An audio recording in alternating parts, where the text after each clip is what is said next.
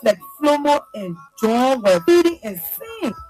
Hundreds of people are dying every year, but you can be safe. Check early, prevent cancer, save your life. We can all together cancel cancer. This message is brought to you by the Liberian Cancer Society in partnership. Very hard to host to the main show. So they don't want to host the independent voice of Liberia. No allegiance to any political party, organization, institution, or individual. Freedom FM 87.9, your best choice. Before the man call me back, now on the 18th, they more. The same man now. Yeah, the same man. The same man who want for you to go steal. Yeah, he called me on the 18th. Yeah. Now in a now, around 8:30, the man called me. He said, "Oh, my man, I'll let you be and call you by again." So that time you go to work? I go to work. You do for your working place, you come to the man. Yeah, I'm from my working area to Clarence to now go to the man. To go steal now? No, I'm not go steal. I'm not go steal. I mean, I go to. Yeah. How you question me, man? The thing you want for me to explain for you to understand, then you still questioning me, doubling the question. How many talk clear? Okay, that go now. I beg you, sorry. I say. When I call you in the night now. When the man call me in the night, he asked me, say, how many of you are working to the area?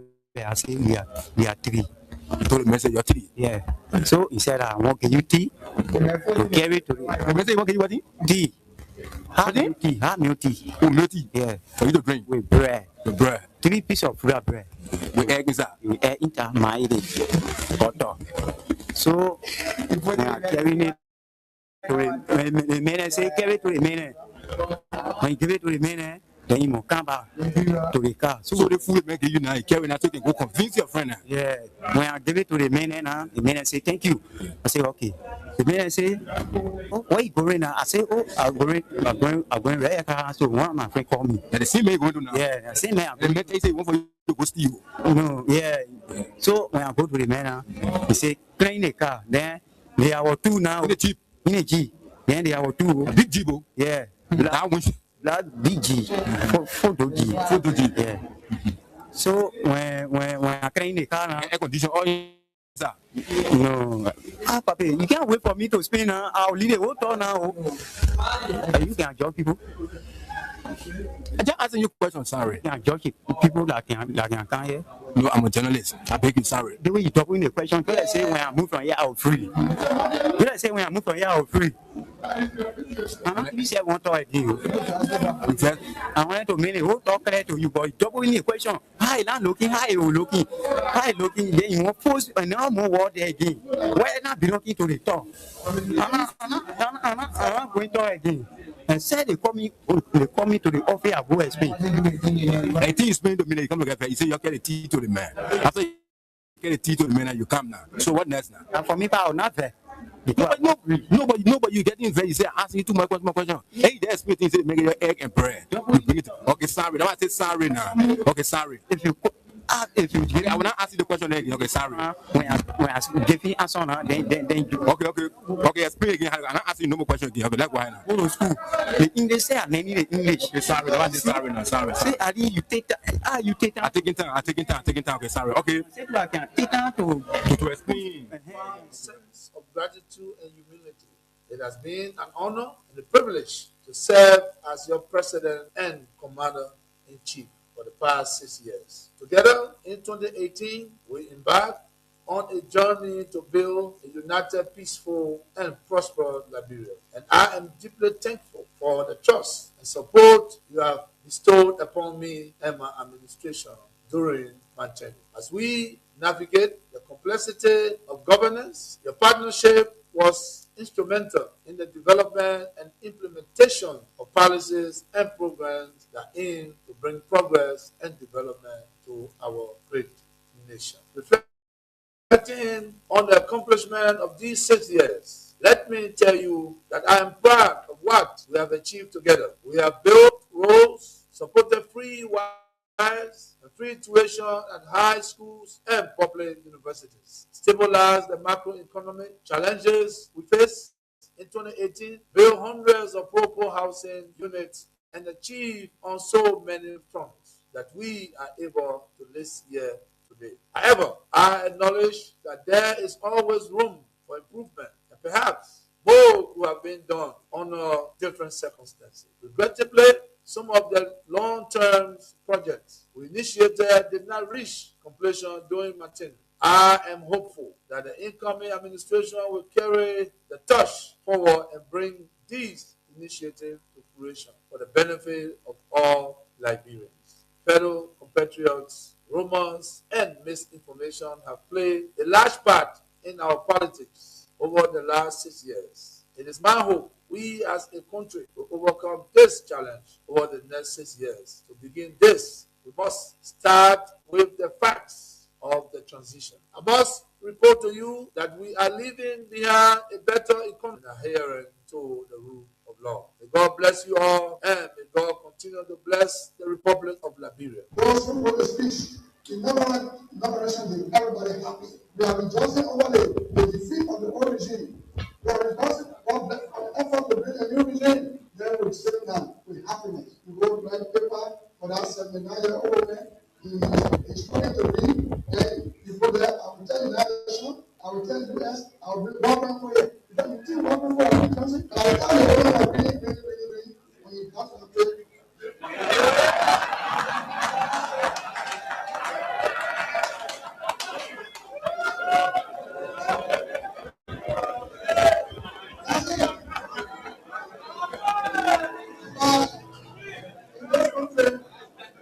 When you elect a clown and you think that he will be a king, what he does is to convert the kingdom into a circus. This is what we must deal with, and this is what we must say. Who do we elect into our public offices? Because, as I've said before, when you allow hyenas to take care of goats, why should you be surprised when the goats are eaten? This is the same. And Africa is only going to realize our potential in all areas when, by dint of choice, we enable and allow our best men and women to serve in different areas. I've heard it being said about Lee Kuan Yew in Singapore. I've heard it being suggested about Mahathir Mohamad in Malaysia. I've heard it being said about Japan. I've heard it being said about other countries. But there was a conscious decision on the part of those individuals and the followership. We always talk about leaders, but we never talk about the followers. The followers must also style up.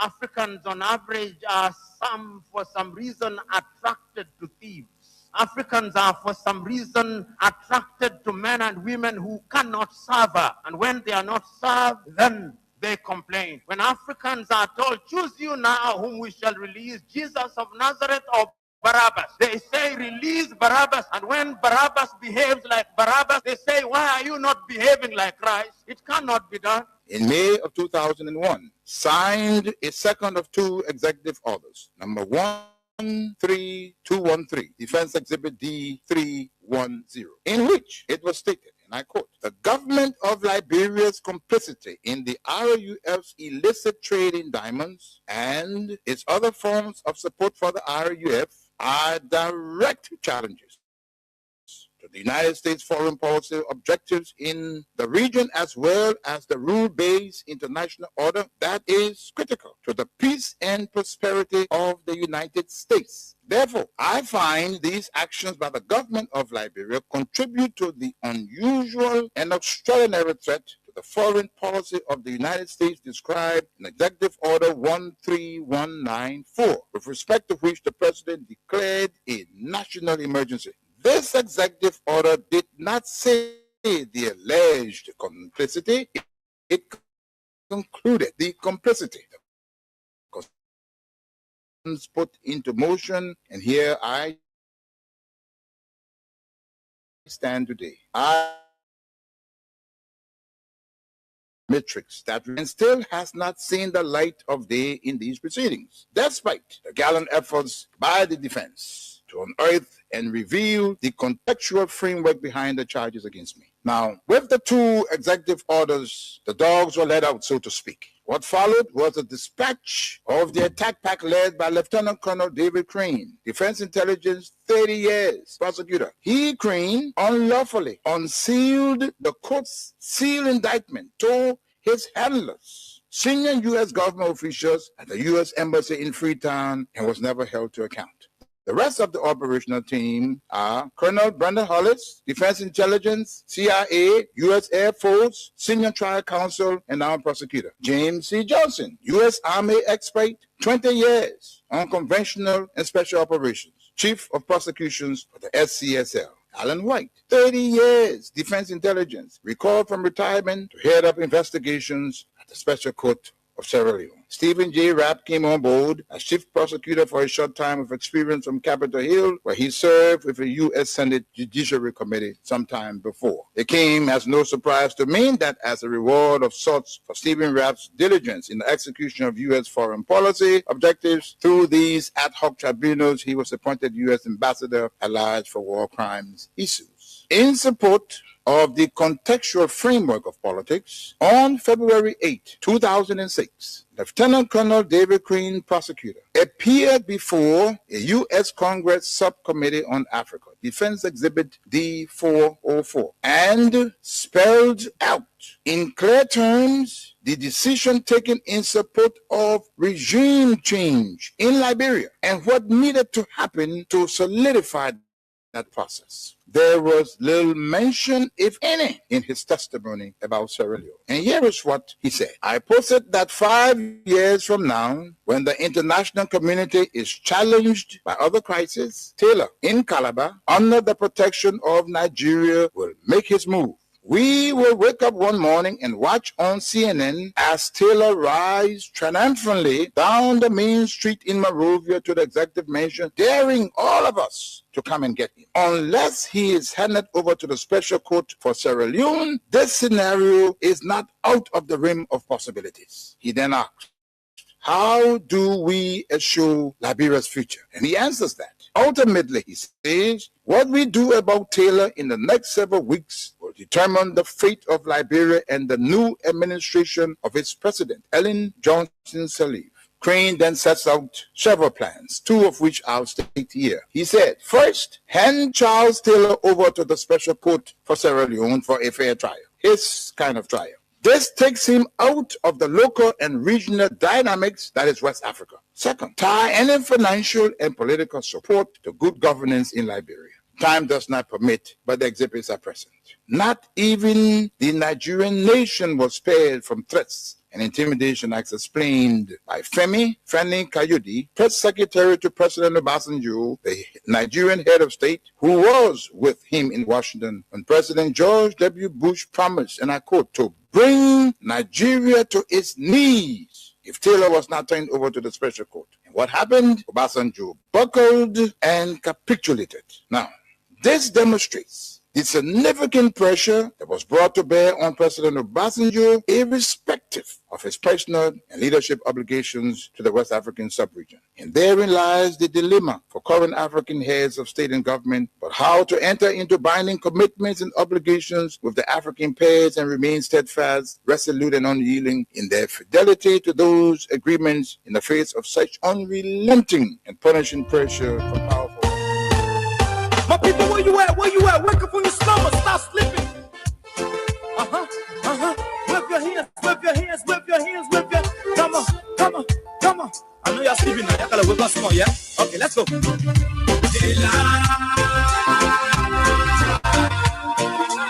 people sue us. The people laugh us. The government. And you know, it always feels extremely exciting. It places smiles on our faces whenever God gives us another opportunity to interact with you, deeply seated behind these microphones, wearing bravery, determination, courage, and strength to engage all of you. So let me say a very, very pleasant good evening to all of you across the country.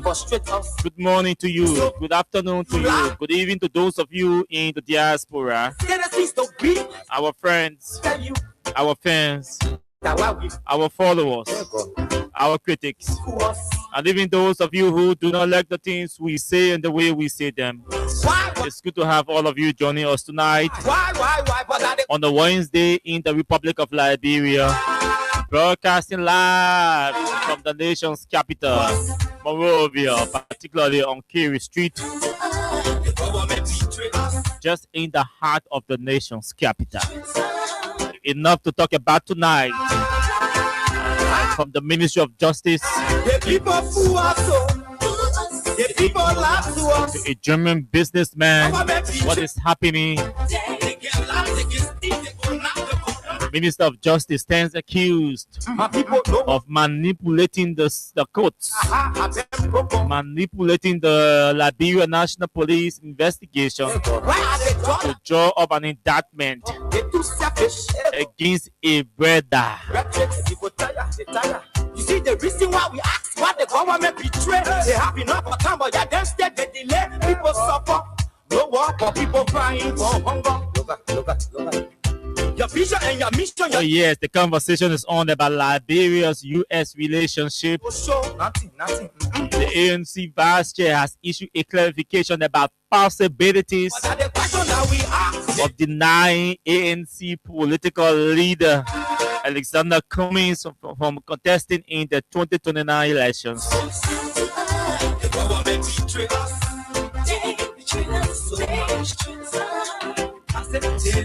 All of these are on our agenda, our plate for tonight. The people lie to us. The government betray us. All of these are on our plate for tonight. This is the censorship. There were a number of social media posts today reporting that 41 lawmakers from the House of Representatives were holding a meeting at the Riverside Resort in the St. Paul Bridge area. Some were speculating that the intent of the meeting was to take a decision to remove the Speaker of the House of Representatives. We were able to establish contacts with some lawmakers who spoke to us on anonymity. They said, don't call my name. And so we're going to read some of the conversations we held today with some of those lawmakers who spoke to us on anonymity. But the accounts are different, or some may say conflicting in some instances and on some fronts. But whatever the case is, what I gathered today from all of the conversations is that things are not okay in the House of Representatives. Very shortly, we'll take a break from our partner, Crime Stopper Liberia. After this break, we'll come back to bring you all of the happenings across the country this week. I want to talk about violence. More violence is indiscriminate. It can happen for any reason and to anyone. Until we do something to stop the surge of vigilante-side justice in this country, none of us will be saved. My Liberia is Liberia of hope. In my Liberia, it is possible. Violence is not part of my Liberia. Violence leads to property damage, injury, or even death, as we are seeing recent months in several parts of Liberia, including Monrovia. Talk to people in your community about violence. Stand up against mob justice. Be a community hero. Liberia is all that we have. We must all unite to uphold the rule of law. This is Old Man Sam Sion, your community crime fighting partner. Thanks for listening. This is Old Man Sam Sion.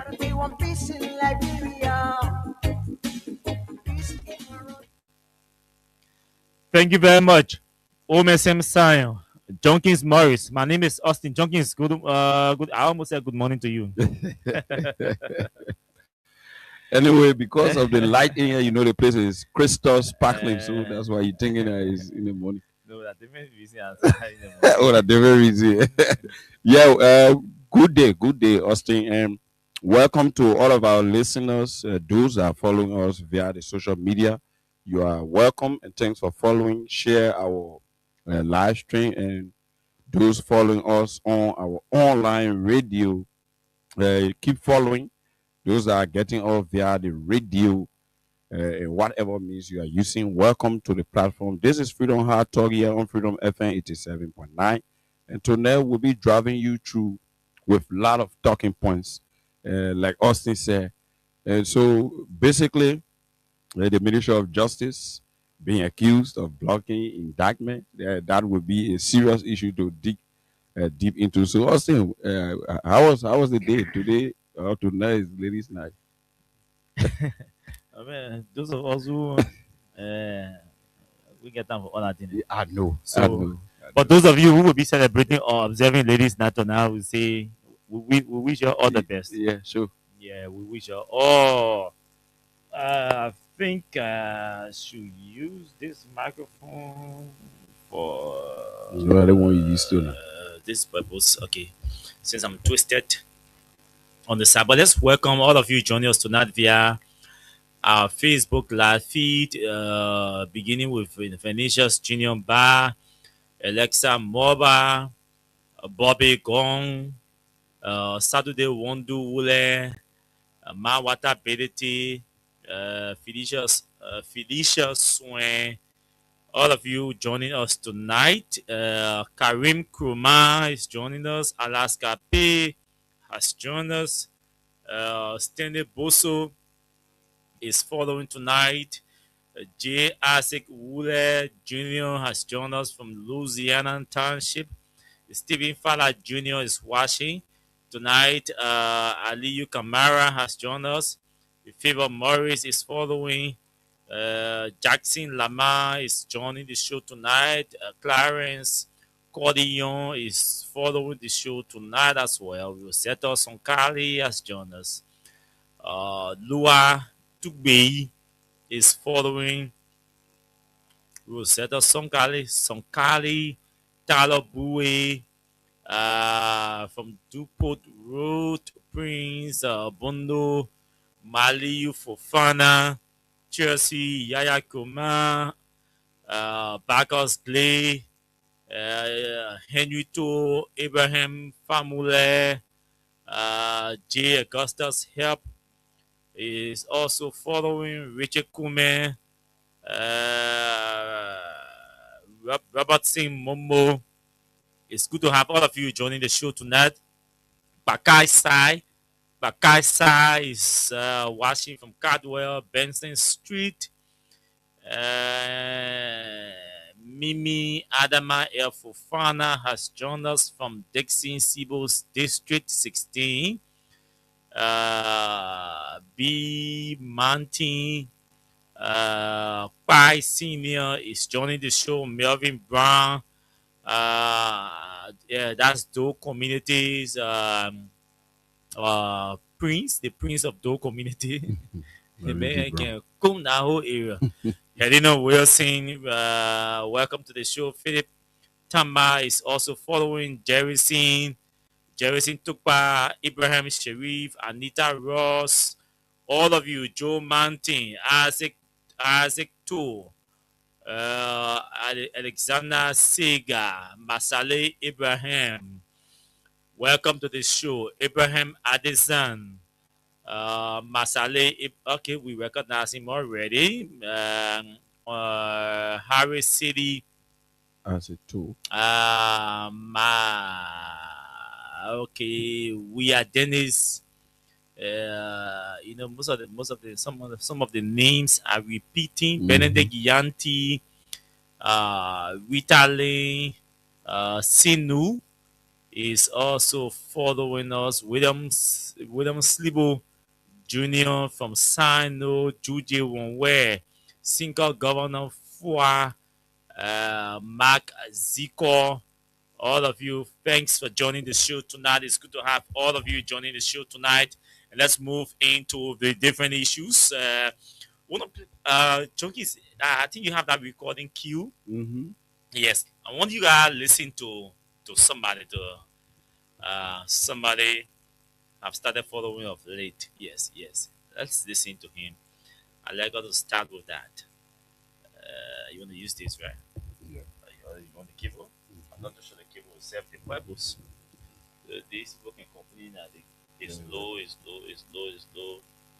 So it's better we We use the mark. Yeah, let's use the mark directly. Okay.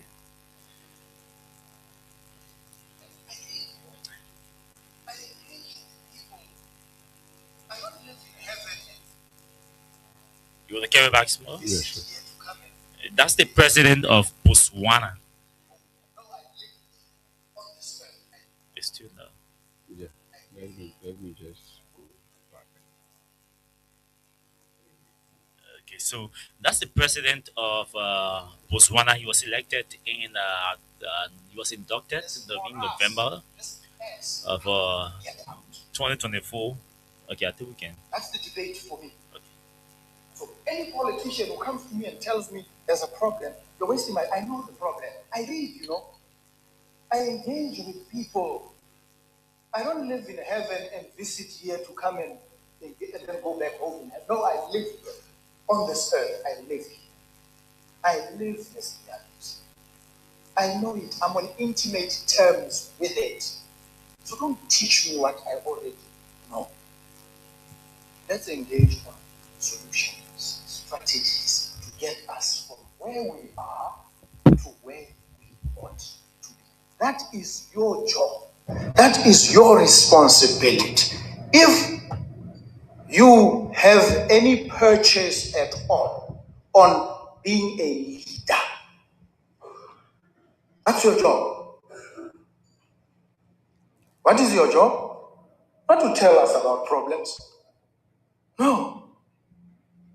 Your job is to solve the problems. Give us a solution. Let us debate solutions. Very important. And I urge you as you gather here today to focus your gaze firmly on strategy, on solutions. Because the strategy is the bridge between where we are and where we ought to be. Animated by a vision. And a vision, in the ultimate instance, is actually spiritual. Okay, I think we can stop it there, Junkins. I don't know whether some of you got the message. Did you really? Did you get it? Sure. His message, if I would just summarize, is to encourage those who were entrusted with public offices to work in line with benefiting the people who put them in those offices they are occupying. Sure. So, practical governance. Sure. Now, if you listen to him, there were some key words he used. There are some key words he used. For example, he said that don't come to me with problem. Mm-hmm. He was speaking to his cabinet ministers. I didn't put you there to come to me with problems, but solutions. He was addressing his cabinet ministers. Say, don't come to me with problems. Don't come to me with complaints. Don't come to me with gossips. I don't need to hear complaints from you or problems from you. I need to hear solutions. Mm-hmm. That's why you were placed there. Then he went further to say, I do not live in heaven. He said, I do not live in heaven. I live here with you. I live here with the problems. Mm-hmm. I see the problems every day. I experience the problems every day. He said, I read a lot. That's the president of Botswana. He says, I read a lot. Duma Gideon Boko. He's a lawyer of over 2 decades experience before even becoming politician. Contested the first time, lost the election. The second time, lost the election. And then in 2024, he rallied opposition political parties to form a grand coalition called the Umbrella Democratic Congress in Botswana that won the election in 2024 and they got elected, inaugurated in November on the 1st. Why did we play this? I know you may be asking, but how is this relevant to us? The wisdom and the decisiveness and the boldness in this president, 56 years old. Mr. Young. He says, I read every day. He says, I read a lot. It means he's telling his cabinet ministers that he is aware of the problems. He is aware of what is happening around him. So he does not need the Minister of Information to tell him what is happening around him. He does not need the Minister of Information to instruct all the Secret Service person to instruct the protocol officers around him not to give him access to radio to listen to news or talk shows. Gideon Boko says, I don't need you to tell me not to listen to radio. I don't need you to stop me from reading newspapers. Because I listen to radio, I read the newspapers, I read the editorials, I read the articles, I follow social media, I'm aware of what is happening. I listen to the concerns that come from the public on the different talk shows. So I'm already aware of the problems. Hence, I don't need you, Mr. Minister of Information, Mr. Legal Advisor, Mr. Minister of Justice, Mr. This and that. I don't need you to tell me the problems because I'm already aware, I'm already familiar with the problems. What I need from you is to find solutions to the problems. Don't come to me crying with problems. Don't come to me telling me about problems. This is the quality, the first quality of a leader that I personally look out for. A leader who has the capacity to be aware of his environment, of what is happening around him. A leader who does not need to be dictated to what to listen to, what to read, or whether to listen to radio stations or talk shows, or whether to read or not to read newspaper. Such a leader cannot attract me. No. So if you hear me, some of us saying regularly, I say to you, I do not have any fundamental problem with the Unity Party as a political institution, but I have a fundamental problem with the decision the UP took to select His Excellency President Joseph Yima Bwaka as standard bearer of the party in a primary. And I'm clear about that because I have said repeatedly that the president, if elected, then the former vice president, then if elected president, his age and his medical deficiencies will not have allowed him to be in the position to understand his environment, to understand his surroundings. He wouldn't know what is happening around him because there will be people there telling him, Mr. President, do not listen to radio or do not listen to this other radio stations because they criticize you every day. They criticize your government. They disagree with your officials. Thinking that those leaders maybe give him the right advice, not knowing that those leaders or ministers do not want him to hear the truth that is happening in our country. Because if His Excellency the President listens to me tonight, he will hear us telling him that, Mr. President, there is a problem with the Minister of Justice versus a businessman. That a businessman is accusing your Minister of Justice of influencing a police investigation that is supposed to lead to an indictment. This is what they do not want the president to hear. So they will tell the president, Mr. President, do not listen. If the president listens tonight, the president will hear her critiquing the performance of his government and his officials. The president we hear on talking about reading a statement, for example, from the ANC vice chair about the possibility of denying or disallowing Cummings from contesting. That president goes to bed alone with his wife. When all of the advisors shall have left, that president has conscience. As old as he may be, he will be able to have or initiate a conversation with his wife. The radio or the media platforms are platforms that enlightened the president on the good and the evil. The cabinet is a platform that enlightened the president only on the good. So it does not give the president the space. It does not open the corridor for the president to understand or read between the line between good and evil. All the president hears or all they update the president about is the good things that they think they are doing. But at times, when the president or the leader is allowed to hear some of these criticisms, it places him or her in the position to rationalize, to analyze critically before making decisions on national issues. There is a crisis, or I should not call it, I may not want to call it crisis, but there's a growing disagreement between NOCA, for example, and the LPRA. One group is saying you do not have any right to authorize reconnaissance in an oil for oil exploration unless that body is licensed. LPRA say I am the one responsible to license people for reconnaissance. NOCA said no, you do not have the authority. We have the authority.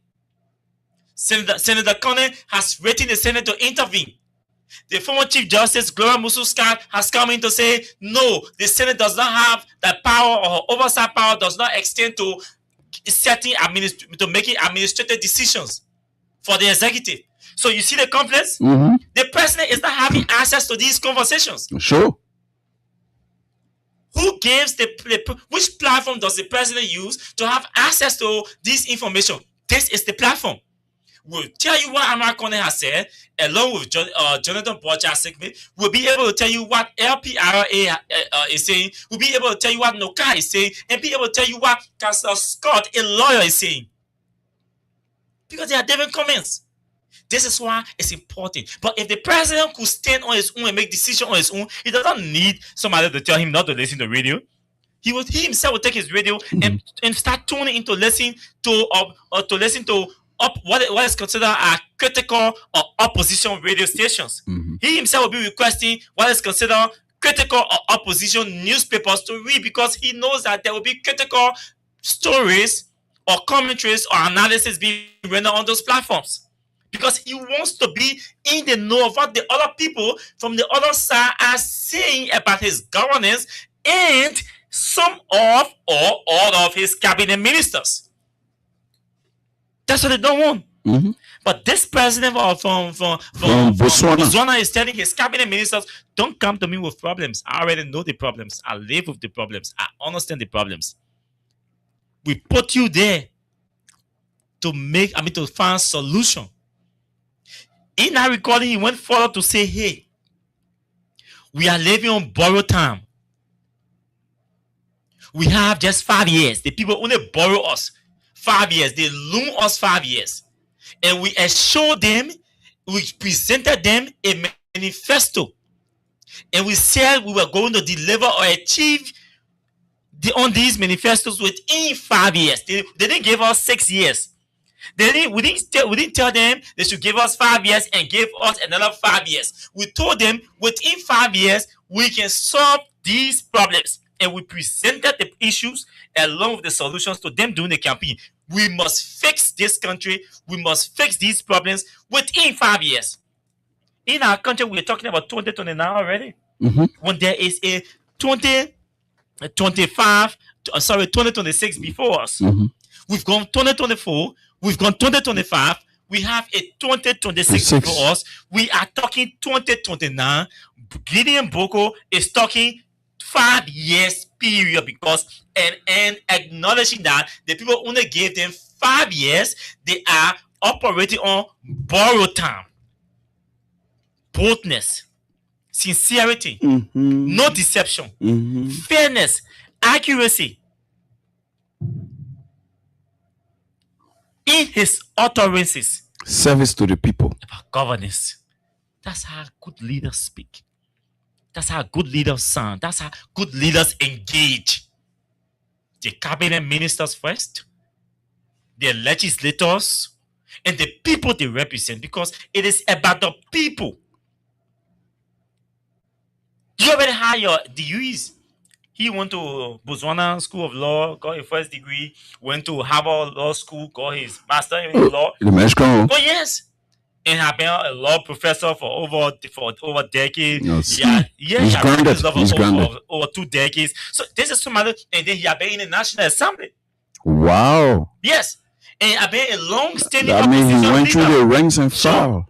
A long-standing opposition leader also, before forming a grand coalition under the umbrella of Democratic Congress to unseat the ruling party that has never been defeated before in Botswana political history. Mm-hmm. This is the first time.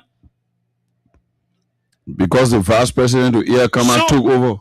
So they were just like So this one is somebody party. who understands Botswana's problem and is engaging Botswana and its politicians and his cabinet ministers on the basis of the issues that he knows already. I said, don't come to me with problems. Oh, Jesus Christ, Mr. President, I wish you were listening tonight. You can be him. And we know you can be Gideon Bogo, but you can be you. That is, but the only way you can be you, that is, you must first allow yourself to be you, instead of allowing people to allow you to be you or what they want you to be. The system is crumbling, Mr. President. It's challenge. It's challenge. We need men who have an understanding of the issues confronting the people on a daily basis to engage. Not people who will live in deception, work deception, talk deception on a daily basis and say and call it being intellectual. Yes, governance is not an intellectual thing. Lala is intellectual. Yeah. Intellectualism is truthfulness. Yes. Governance is not an intellectual thing. It's a service of leadership, of sincerity, boldness.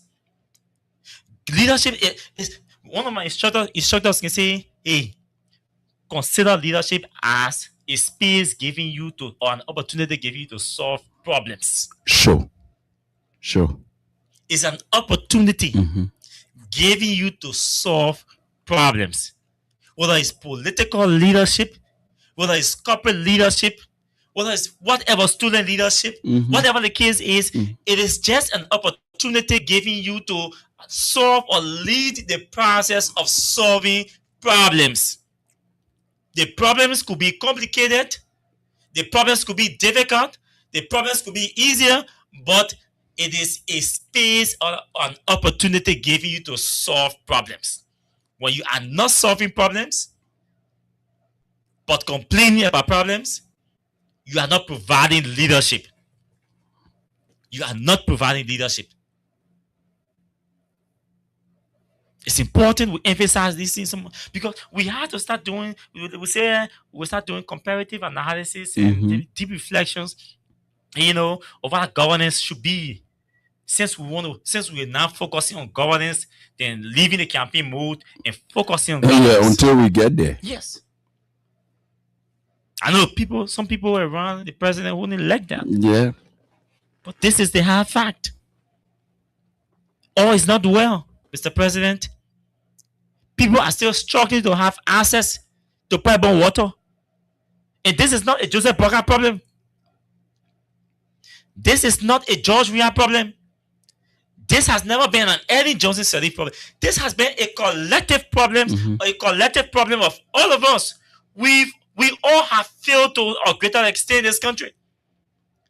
Bro, let's sit down and ask ourselves, politics aside, how come for the past 21 years. Since we got your serial peace. 2006, we experienced our first democratic election. From then, 12 years UP under Eddie, 6 years under CDC George Weah. Come to think about it, that's 18 years. Mr. Blocker has eaten already 2 years. That's 20 years, 6 months running. I would say 21 years running, and we cannot restore stable electricity to our nation's capital. But we are proud of ourselves to call ourselves leaders and former leaders.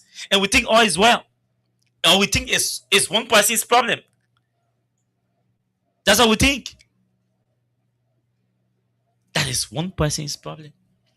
Eddie inherited the country as a mess. George Weah inherited a country that was on a path of transformation. With all of the failures Eddie experienced, she left a foundation, a system. She built a system. She started a foundation as a country from war. President Weah came, he didn't break one system down.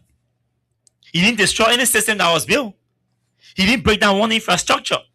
He didn't cut water supply. People in Westport were not getting water and Weah cut it off. People in Mama Point were not getting water, stable and uninterrupted electricity, and Weah came and cut it off. In fact, Weah came and increased and expanded electricity from 2 counties to 9 counties. The entire Western region, they didn't have electricity when Weah became president. Today they have electricity straight to the border. They didn't have. Nima, Bonk, Margibi didn't have electricity today. Grand Bassa, the Southeast, Maryland, how you call it? River G, Grand GS, they all have electricity. So yeah. George Weah expanded there. You can't say he didn't do anything. You can't say he spoiled or destroyed the system. But the point I'm making tonight, how come 21 years running, we are still struggling to restore basic social services? The last time my friend Marty called, he did a post on Facebook and said, Liberia has not solved any problem. People have problem with that. Then I went and said, all of you crying under this post, let's point to one problem that have been solved. Yes. Up to now, nobody can answer that question. Because travel still persist. Let's identify one problem that has been solved since 2006. One problem. We still divided. We are still heavily divided. So how we start putting ourselves together? We are still a corrupt nation. Solve problem. We are still a corrupt nation. We are still divided on travel and political land.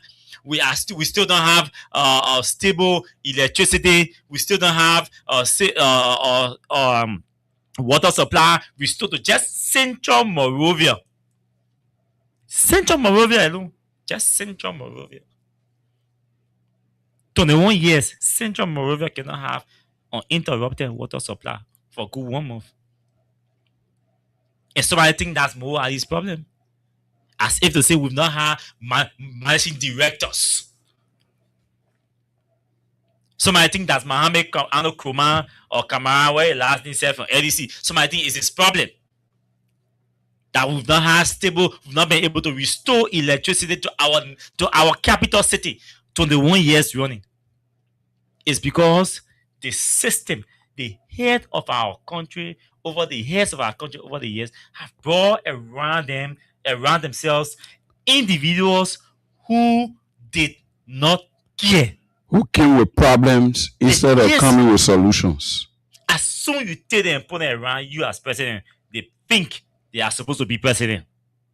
Yeah, because they see in the office of president. So they start pursuing the individual political agenda. And their salaries cannot sustain their individual political agenda. Their salaries cannot finance their individual political agenda. Therefore, they will resort to what? Stealing or conniving or conspiring to steal state resources at the expense of the reputation of the president. placing the president in a difficult position to take drastic actions because they are his boss and his girls. President Sirleaf admitted that she could not fight corruption, that she failed in fighting corruption because the country is small. She said that on the record. The country is small. Everybody knows everybody. She made reference to Auntie Jenny in that interview. You know, you want to fight corruption, Auntie Jenny. Auntie Jenny say, so all these things were problems for us fighting corruption. President said, you said that. President, we integrated that. More brother than that. Today, I see our friends from the UP acting like they were never in power before. When some of them were deputy ministers, assistant ministers, heads of and managing directors, honor Joseph Braga and Eddie and Braga when they were president and vice president. Problems that they did not solve 12 years. Yeah. Today they acting like we are everything, Yeah. and they are the ones Like who can face it in 6 years time. 6 years. How ironical. This is the essence of the radio, the talk shows. To enlighten you, the voters. So nobody should come here and tell you this is this person's problem. No. We are not ready yet for transformation. Other countries are moving forward. Botswana, 1966, I think, gain your independence. Botswana, 1966. We gain our independence since 1847. Botswana has never, yes, we can say, you want to argue, you 147 days here, right? 170, sorry. 1847 we gain independence. We're 177 years old. 79 years old. And then, since Botswana gained independence, he's never experienced interruption, democratic interruption. Today, Botswana is the highest referenced when it comes to sustainable, shareable, durable democracy in Africa. Say Botswana. Economic reform. She has one of the lowest corruption rate in Africa and in the world. Yes. This president we're talking about, Gideon Bogo, is the sixth president of Botswana. From 1966, they've had 6 presidents. But they've never experienced democratic interruptions. They have a solid democracy, a cohesive democracy. And a literate society. They've always had peaceful elections, peaceful transitions.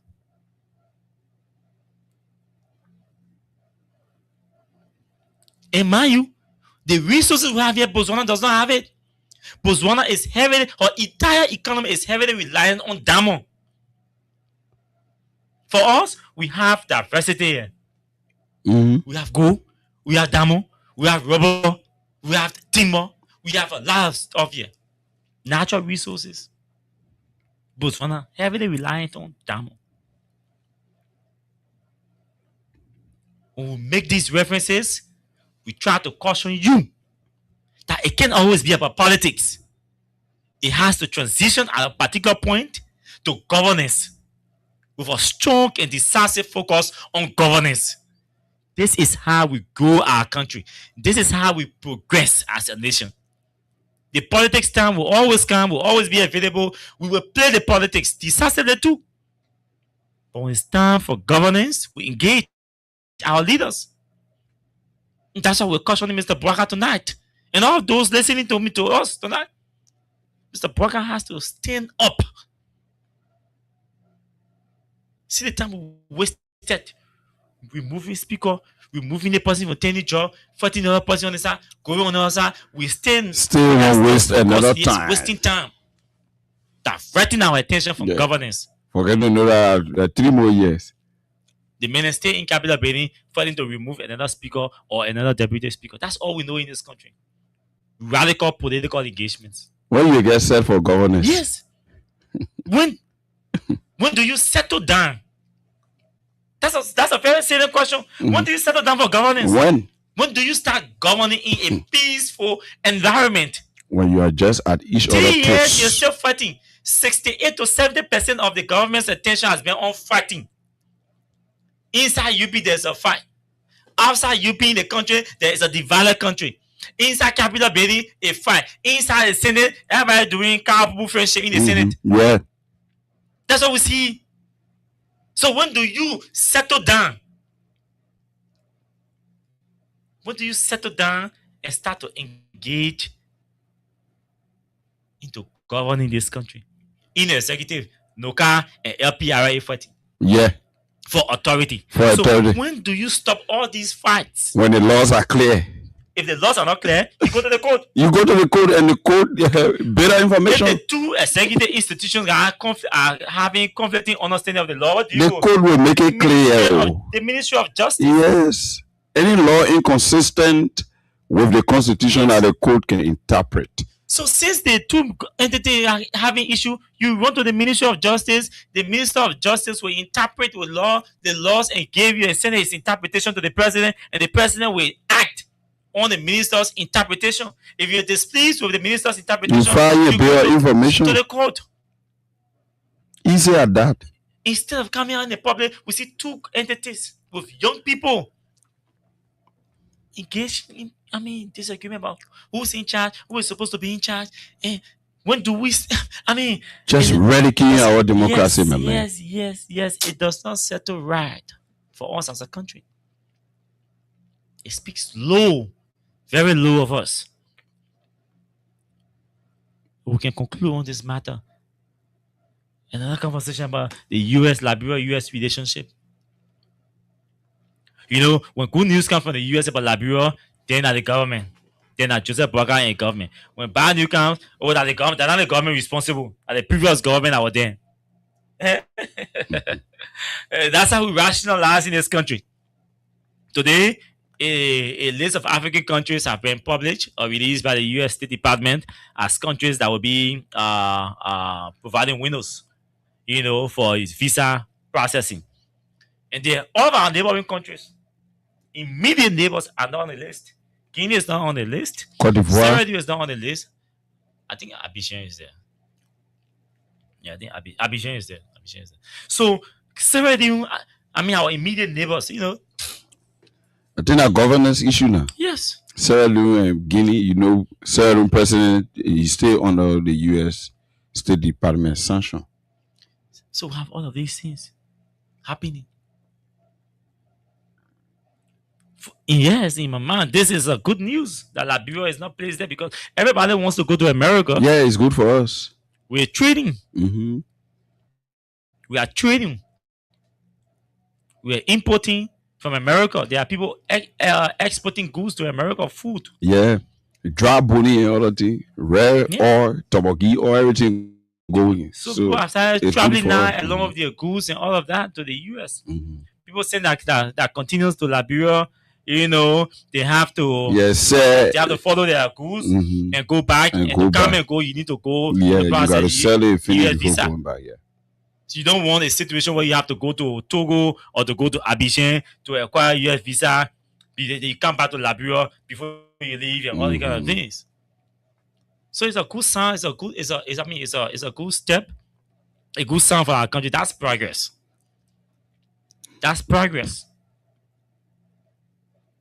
Imagine how many Liberians come to this country back to back, and you have to go to Abidjan to process for visa to go to America. There are European embassies that are not yet. We have to go to. You want to travel to Europe, you have to go to Abidjan. Places like Dakar, Abidjan. That's extra breading. I remember we spent 2 or 3 days in Abidjan just to process for interview and processing to go to Europe. That's. Imagine how much we had to spend on accommodation, feeding, and all of that.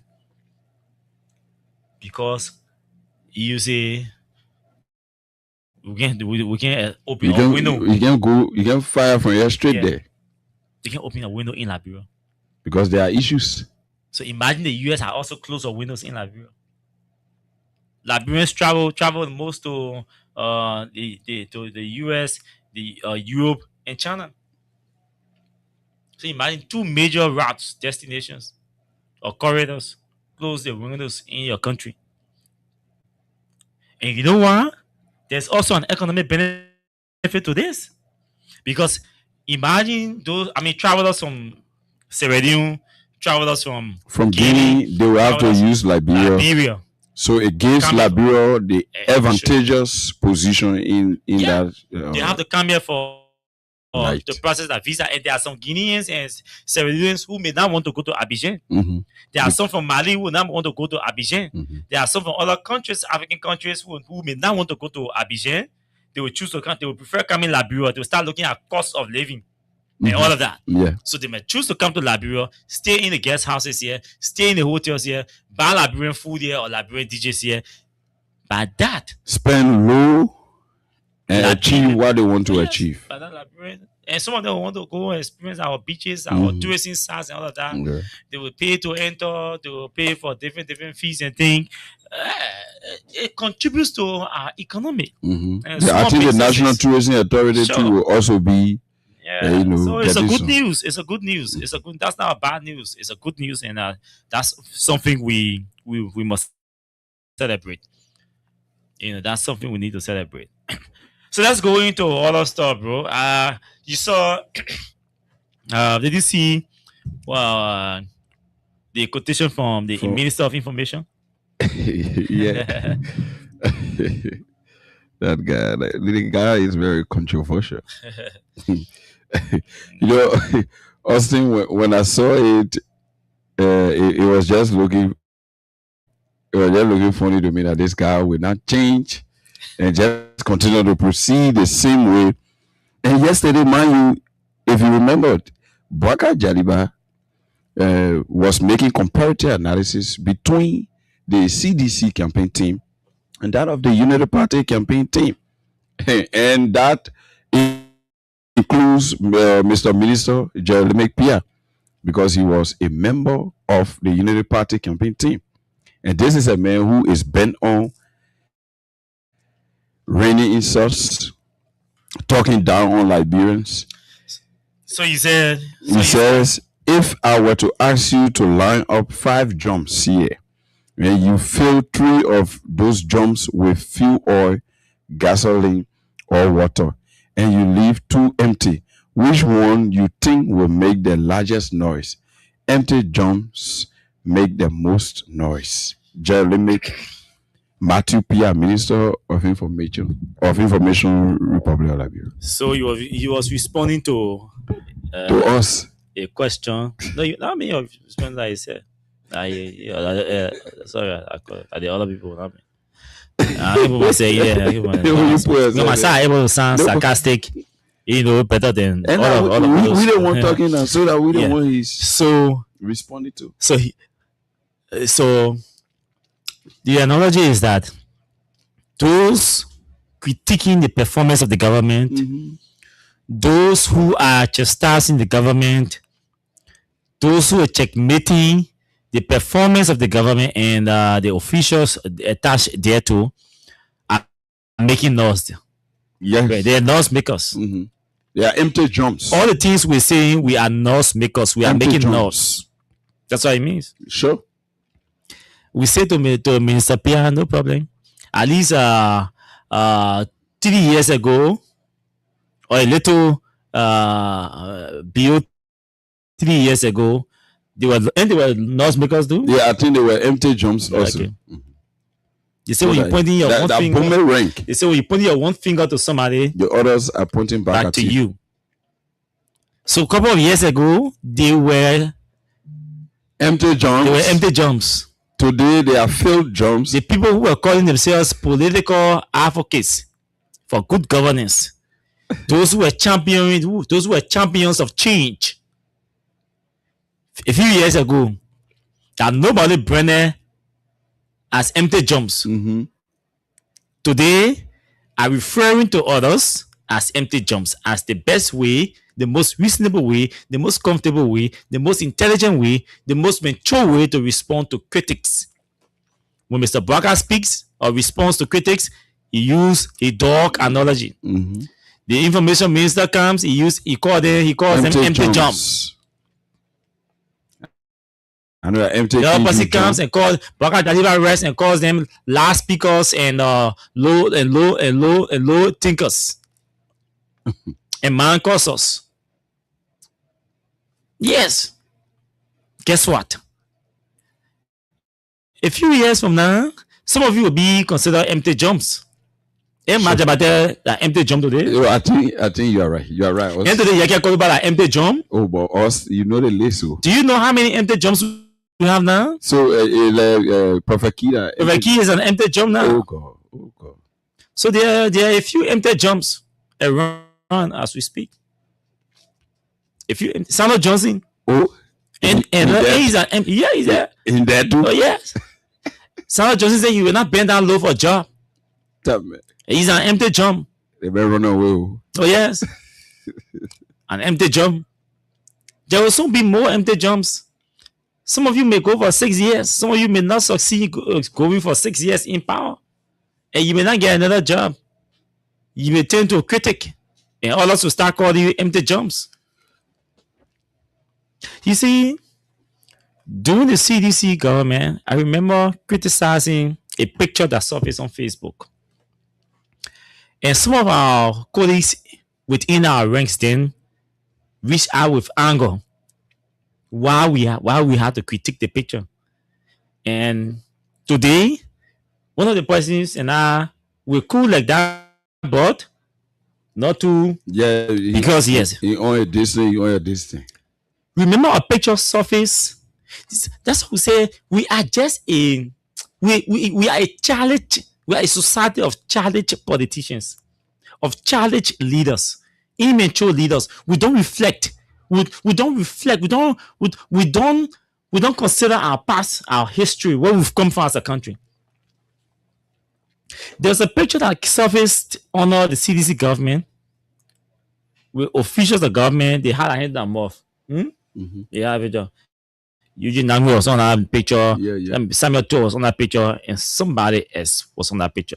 You say, "You're shut up." You're shut up. At the time, Jeremy Pierre were empty jumps. They were loud. So the CDC folks were telling you, "You're shut up." Today, those of us who are critics of the government, reasonable critics, in fact, harmless critics of the government, we are being referred to or branded as empty jumps now. We were telling them to shut up, right? Now they're calling us empty jumps. Empty jump. Tomorrow, the government in charge will find names for them. Yes, it will change from shutting up. When you hear Liberians politicians talking about change, and you think the change is to change your country or transform your society, change their lives. No, it's to change their lives. It's to change the government, to change the people that are in power. Put new people there. Thank you. Not necessarily to change the system, to change the way of doing things, to change the attitudes of government officials, to respect the system, not to respect the laws. It's just to take the old people out, put the new people there, to continue violating the laws, to continue disrespecting opposition, to continue disrespecting critics, to continue disrespecting the citizens, to continue beating on them, to continue everything. Nothing significantly will change. The only thing that will significantly change is that those in power, in positions, will be replaced with a new breed of people. That's all change. Nothing significant. Our relationship with the US was not sour. So what has changed? Our relationship. It wasn't tight. Our relationship with the European Union was never sour. Our relationship with international multinational organizations were not sour. The IMF in fact had an office here at Central Bank working here, helping us to reform our system. I did not stay here. The World Bank. So nothing. What has significantly changed? about the system. Georgia did not remove speaker. No. Yeah, a speaker has been removed. And another one is on a threat to be removed. Georgia government, a chief justice was impeached. City honors Barack government, a speaker is impeached. A representative is expelled. A representative is expelled for freedom expression. Yes. Prophet Key goes to jail for freedom of speech. Political prisoner. Let's identify what has significantly changed about the system and the attitudes of our officials, the way of doing things. Let's assess and see what has significantly changed about the way we do things, the way we govern, our approach to governance. What has changed? I think also what has changed, the one looking worse. Human beings have only shifted. No, the way of doing things remain the same. Just that maybe one group is doing it more. Yeah, that's what I'm saying. Yeah. The other group that did it, that's all. Maybe one group, they didn't put anybody in jail. The other group put somebody in jail. But now other group threatening to beat somebody too. And I can't also on video threatening to beat you cause Joey. So it's just like maybe now I say what has significantly changed is that we took the old people from there and put new people there. We're just in a vicious cycle. Yes. So when I hear people try to shift the blame on George Weah, I sit down and feel for our country. I say, do these guys really understand what governance should be about? Everybody wants us to think or believe that our problem as a country is a George Weah's thing or it's a CDC's thing. Again, he's the Minister of Information. If the government is doing a lot of things, let's point to it. Let's see what the government, what has the Ministry of Information communicated as an achievement of the government? We spend more time responding and insulting and being combative or combating people who perceive to be critics, not necessarily the opposition, because there are critics of the government who are not opposition to the government. We spend all of our time and we think we're going anywhere. And you think the attack of George Weah is going to stop him from contesting in 2029 or is going to stop him from winning if the Liberian people decide to carry him back? No. Let's not waste our time. Let's stop wasting our time. Even if the US comes out and say, Mr. Weah, we are calling you not to contest, and Mr. Weah says, I will defy the US to contest. If Liberians want to vote for him, Liberians will still vote him in power. It will left for him to say, I have a relationship with the US. I do not want to contest. Initially, that was that comment. Oh, the American people are told Georgia not to contest. So that's the worst case reference. We could reference. The people will elect a new president in 2029 on the basis of their comfort. Who they see comfortable to them. If the people believe that Junkins Morris, they are comfortable with making Junkins Morris representative for district number 7, they are going to troop in their numbers to vote Junkins Morris. Regardless of who sounds so eloquent on the radio, or regardless of who does the highest amount of Facebook posts in District 7, the people will go out to vote Junkins Morris because they feel comfortable with him.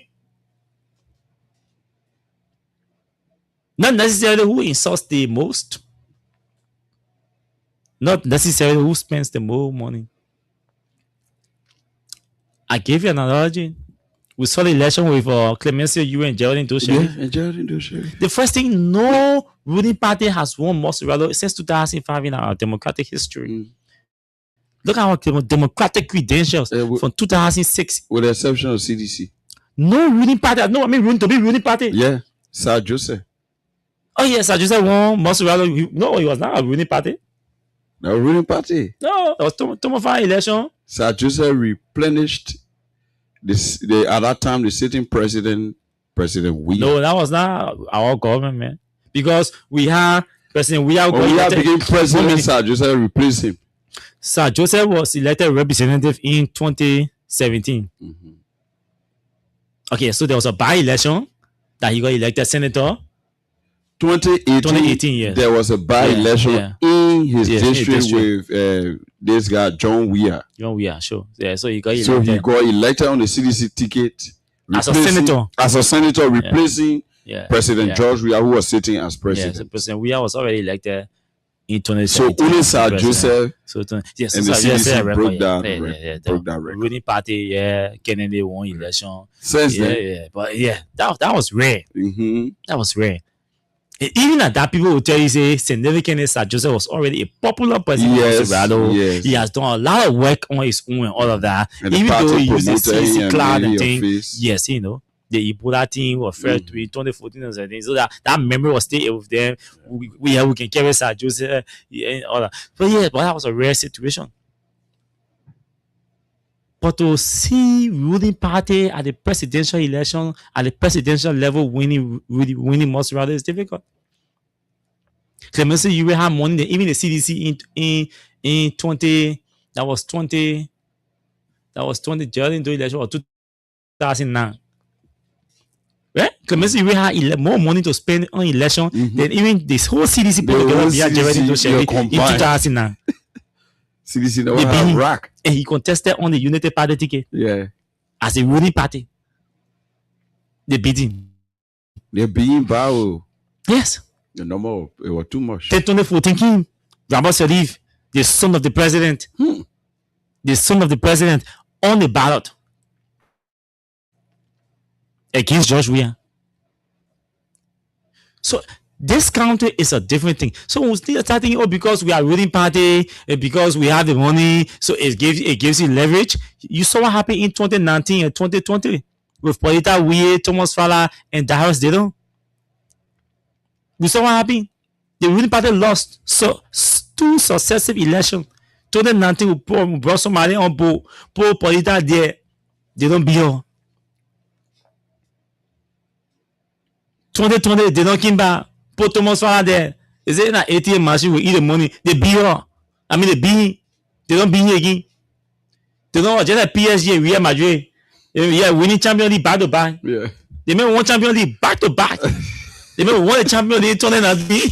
You won the Champions League in 2020. Yeah, they don't break another record back to back. Yeah, sure. Back to back. With a ruling party. Yeah, he pulled the numbers twice. And guess who was the campaign chair? Sir Joseph. Yeah. Sir Joseph was campaign chair. Who won? Yeah. Who became the first opposition? I mean, ruling party to win most. He was campaign chair for that election with Fala, and they don't even say if they don't win the election, you will resign as senator. He didn't resign. They don't be. He didn't resign. Sincerity. I hint to that. I see you only around saying, he's not doing nothing for him. Anyway, that one leave it for another day. But we have to understand these contextual issues about politics, and not just restrict it to politics, but put it in the context of governance. Because once you place these actions, these different political actions in the context of governance, then we start talking the issues that existed, the issues that are before us. Those are the different issues. Do you think the people they don't want Champions League back to back against Polita and Tomo Fala because they don't was just too popular? No. Or because he had money? Fala was ATM machine. What happened? They whipping in your own district. You were represented in your district. They whipping. They whipping. His district was won by DeLong. He was an incumbent representative of that district, contesting to be senator, and he was flogged. I think he also precipitated his going to Lofa. Sure, because he knew it was an early warning sign. So let's be careful how we wear arrogance and thinking is we are now going to come back to power. It means that 2%. Eh? That's what power can do. That's what power does. So let's read that stuff from the Minister of Justice.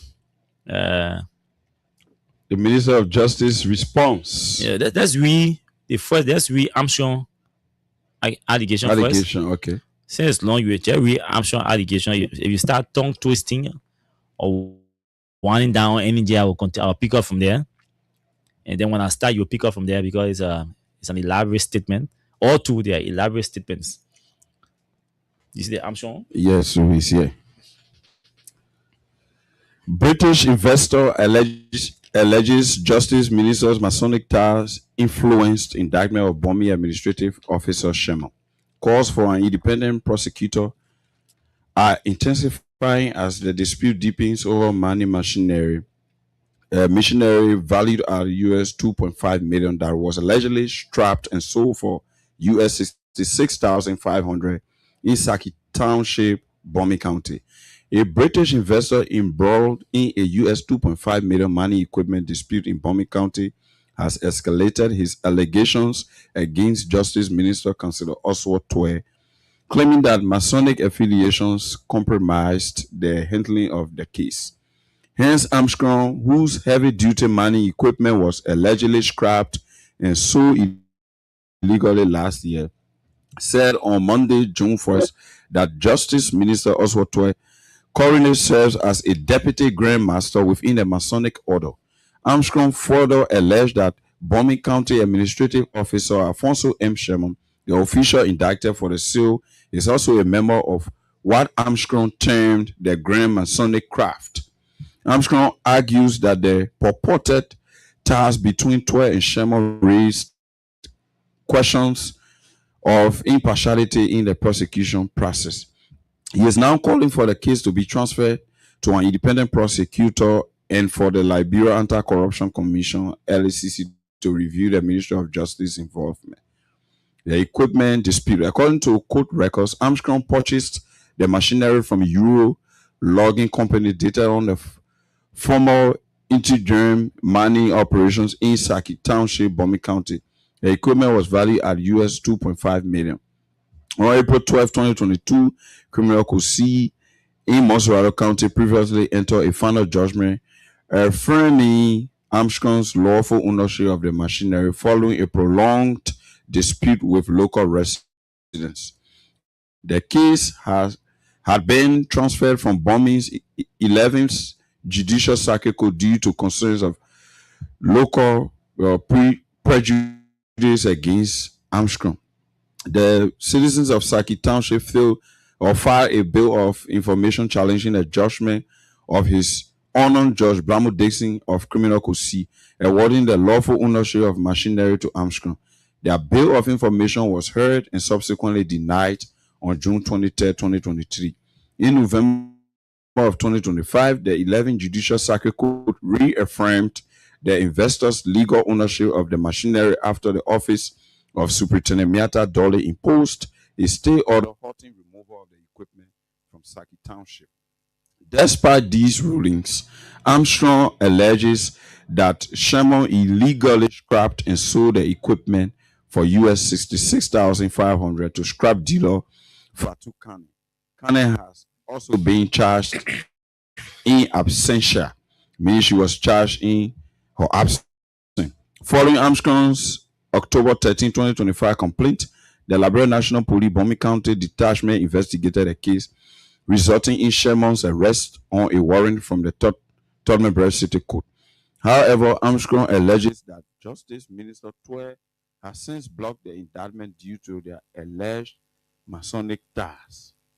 At Monday's press conference, Armstrong referenced a November 7, 2025 letter from Minister Twe calling a conference at the Ministry of Justice. He said the letter accused him of constantly harassing Bombay County Superintendent and residents.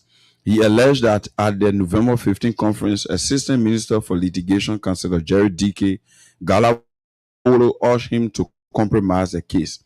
The exchange, Armstrong said, took place in front of Sherman, Superintendent Miata Dolly, and others, despite the ministry's rule representing him as complainant throughout the case, including in Tottenham City Court. These connections compromise the integrity of the indictment process, Armstrong said. He maintains that Sherman's actions were taken with full knowledge of the Monserrato Court's judgment. Responses pending. The Ministry of Justice has not responded to requests for comment on Armstrong's latest allegations.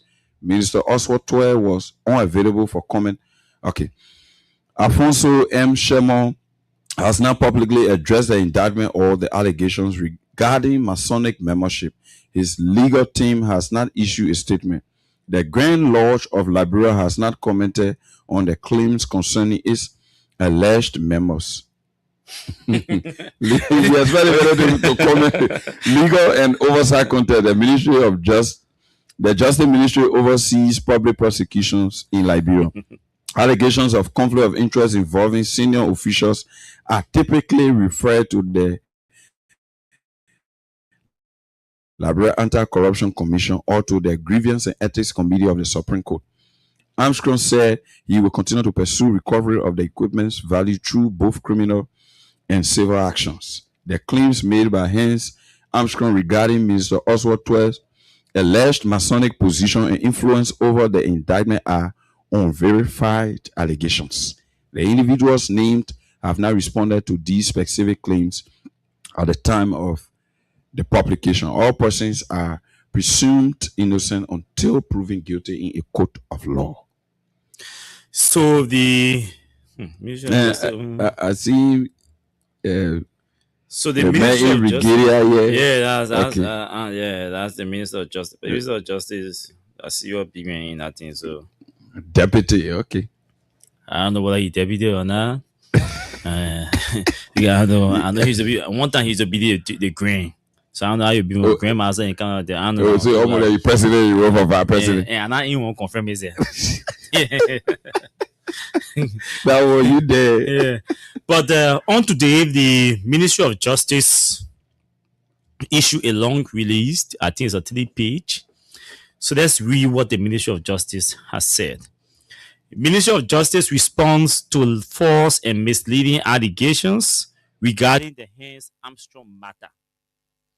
The Ministry of Justice has taken note of recent false, misleading, and highly unfortunate allegations being circulated on social media and through certain media platforms concerning the matter involving Mr. Hans Armstrong and heavy-duty mining equipment located in Sakitan, Senja District, Bomi County, Republic of Liberia. The ministry categorically and unequivocally rejects any claim that the Honorable Minister of Justice and Attorney General, Councillor Natu Oswald Toye Sr., has stored justice, interfered with the indictment of any person, protected any accused individual, or compromised the prosecution of this matter for personal, fraternal, social, political, or any other improper reason. These allegations are untrue, unsupported, and inconsistent with the record.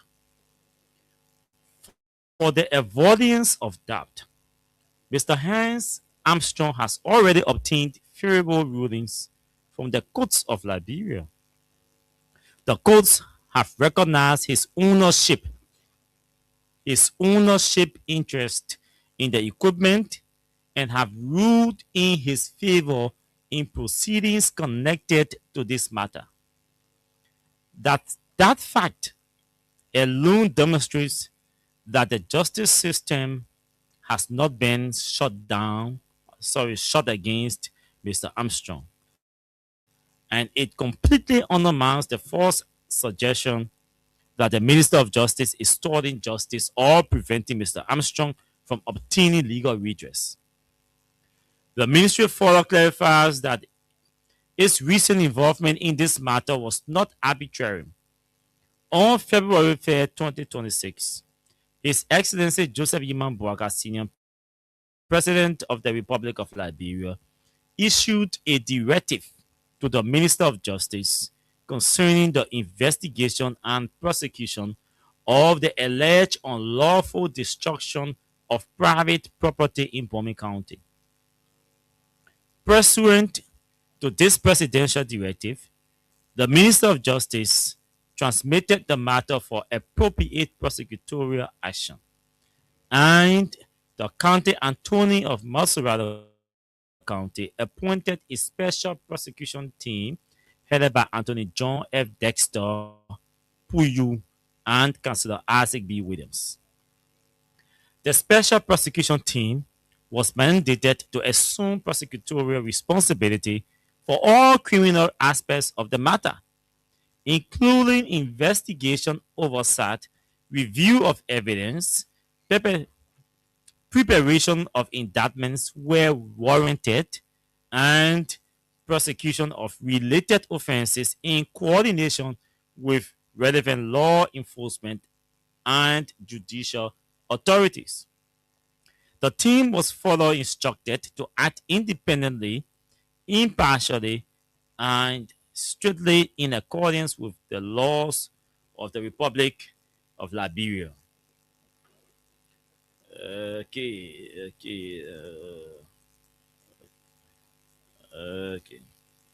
So let's move to the next page. In it is therefore false to suggest. Oh, I think too small. It means so many. Okay, I'm trying to zoom this because okay. It is therefore false to suggest that the Minister of Justice personally controlled, manipulated, or obstructed the prosecutorial process. The special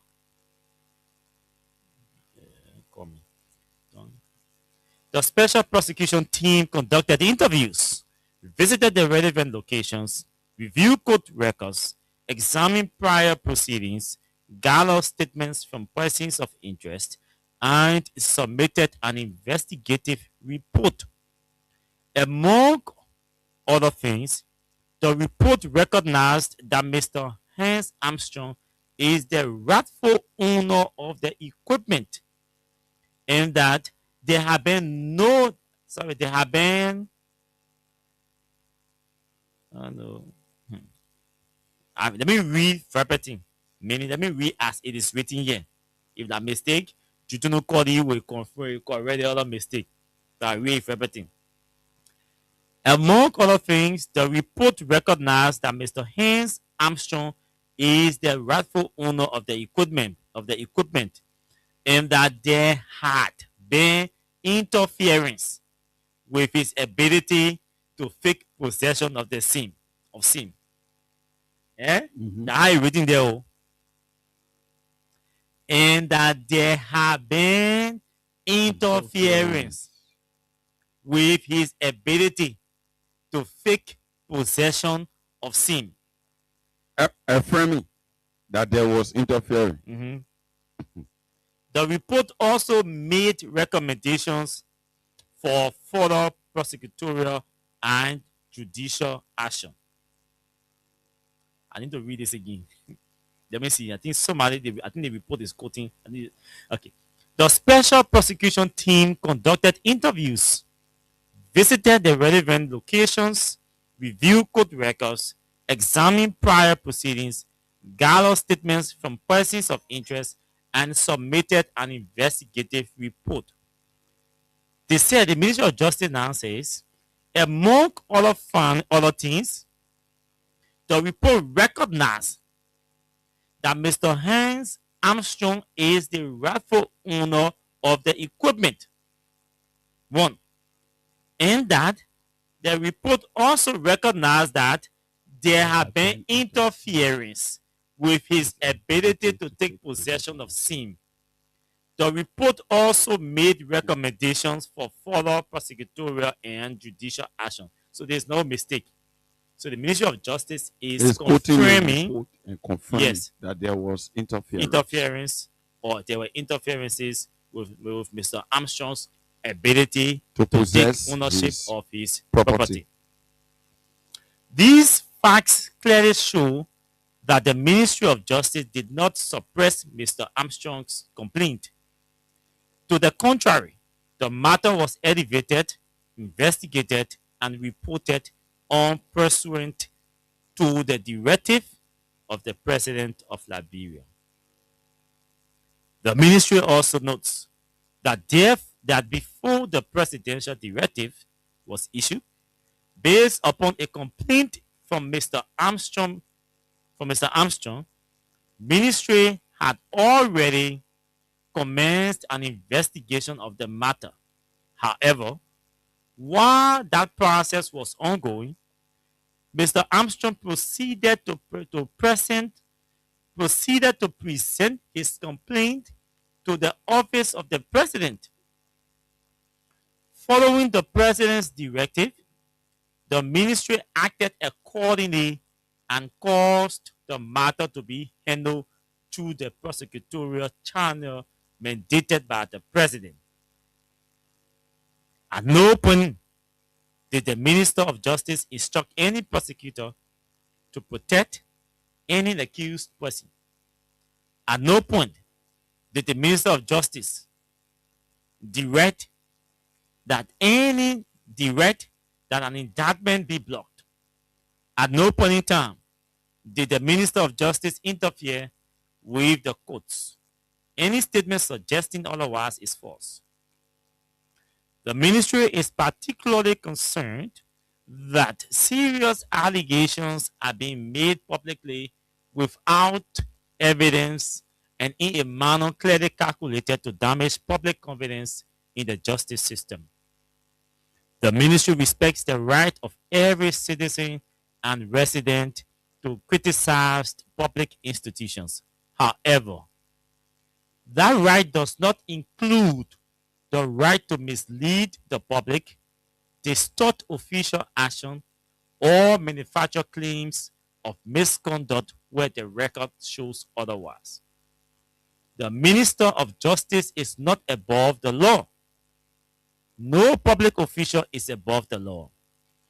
If Mr. Armstrong or any other party believes that any court order has been violated, or that any public official has obstructed the enforcement of a court ruling, the courts of Liberia remain open. A party who believes that a court's judgment or mandate is being frustrated may pursue the appropriate legal remedies, including a bill of information or any other remedy available under Liberian law. Mr. Armstrong is represented by counsel, and the ministry believes that his counsel is fully aware of the proper legal procedures for seeking enforcement of court orders or challenging any perceived obstruction. These matters are properly addressed before the courts, not through social media propaganda. These are just where okay, so let's zoom the last page. Yeah. The Ministry of Justice. Okay, the last page. The ministry also reminds the public that criminal prosecution is governed by evidence and law, not public pressure. The ministry cannot and will not prosecute any person merely because there is public noise. Likewise, it cannot and will not refuse prosecution where credible evidence supports criminal action. Every decision must be based on the record, the law, and the prosecutorial judgment of the appropriate officers. The ministry remains committed to the rule of law, the protection of lawful investment, the independence of the courts, and accountability of all persons who violate the law. It also remains committed to ensuring that all parties, including Mr. Armstrong, received the protection of the laws of Liberia. However, the ministry will not allow false allegations to go unanswered. The attempt to portray the Minister of Justice as personally storing justice is baseless and unfair. The record shows the opposite.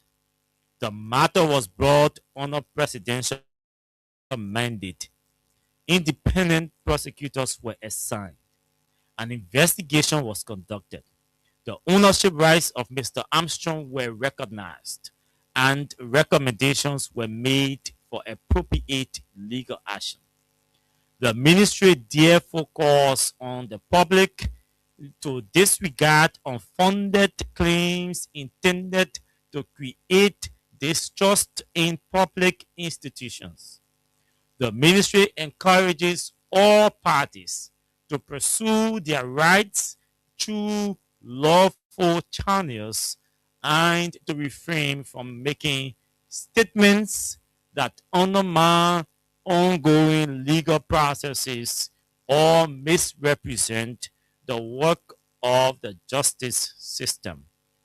The Ministry of Justice will continue to perform its duties without fear, favor, affection, or ill will, and in strict accordance with the Constitution and laws of the Republic of Liberia. Signed, Jutunu Wakori, Director of Press and Public Affairs, Ministry of Justice, Republic of Liberia. So these are the two statements from the two individuals. One group, the businessman Armstrong, who I've known for years from a distance. We've never met before. We never sat together before. But when I used to work at Prime FM, you know, he has his place. We're close to Yes. Prime FM, before Prime FM. Yeah, so also you see, the man are bought The man regular though. the man are going to jail. I've been hanging off for different things. Yeah. He has always been into controversy. Okay. Oh yes, social controversy. One time something came out again and he was using sex, involving the sex scandal again, for sexual exploitation of Liberian girls and teenagers, and then being a pedophile. Yeah, he has always been into controversies. This time around, the other time it was LEC again, scoring issue again. Yeah, scoring issue. This time around it's equipment, But on a serious note, Junkies, I don't know what you think about this. I think you will, I'll give you a chance to say what you think. And then I will close for me. I'll make a statement in or under 5 minutes, and then we can take calls. Since yesterday we didn't take calls, I know our audience was vexed with us. Yeah. So we can take at least make 10 minutes available. Especially Man CC. Yeah. Yeah. So Austin, what I see, I think he's from the analysis. I think he's being emotional because the first thing, the discussion is his property. The due process have already established that the property belongs to Mr. Hans Armstrong. There's no need that Mr. Hans Armstrong go about accusing people, the other person in Zobu, the other person that pastor, the other person that Satan worshiper, all those things, I don't think it matter. I think they were only intended, in my mind, to give a bad image to the minister, because if you would say the minister is stalling your legal possession of what you borrow your own money, and they report, even with all of the pieces of evidence, including your own expression, then it means that you are just picking bone with the minister or Mr. Hans Armstrong. So you have to let out the emotion, because the laws are not effectuated by emotions. The law does not consider feelings. The law does not consider how you think or friendship. The law is the law. The law is clear that you are the owner of the property. If somebody is starting that process, brother, Mr. Hans Armstrong, you have the same courts that you used to pursue your ownership of that property. Use the court and get redress from the court. Stop laying allegations on people, and when they try to get to you through the law because their characters are being assassinated through this particular scheme. If the property for you, go after it the legal way. Stop using somebody as a stooge to give excuses. Maybe when you are unable to get your property, I don't think that's the right thing to do. Is wrong. And he's the Minister of Justice of our country. That office will have to be protected and respected. You, as a foreigner, you come to the country, you have the laws to protect you. There's no need you go after our officials of government. I think that is disrespectful to the country and is wrong. You should refrain from that. And with the response from Jutun Kwali from the Ministry of Justice as the press director, I think it's comprehensive, it's very clear enough for everyone to see and hear that the Minister of Justice have acknowledged, the Ministry of Justice in its entirety have acknowledged that Mr. Hans Armstrong is the owner of that property, even though information gathered through the interviews showed or appeared that Mr. Armstrong was being denied some way, somehow, but the codes are there for you to use the code to get legal possession of your property. And Austin, well, before we go to the law, I came across this protestation, and I would want to tie it to the Ministry of Labor because it's important. These institutions, they help to lay the foundation, the groundwork for all citizens to be empowered to participate in government. The Liberia National Loading and Offloading Union, LILU, the laborers are protesting for change of leadership. And if the Ministry of Labor does not step in as fast as possible, I think it could go chaotic. So it is important that we bring it to the attention of the Ministry of Labor because I even recorded that whole situation when they were protesting, and it is, I would say, elevating to the level that maybe it could be confrontational and violence could ensue. So on that basis, it will be prudent enough that the Ministry of Labor steps in and see to it that the right thing is done, because this institution now is not a personal institution.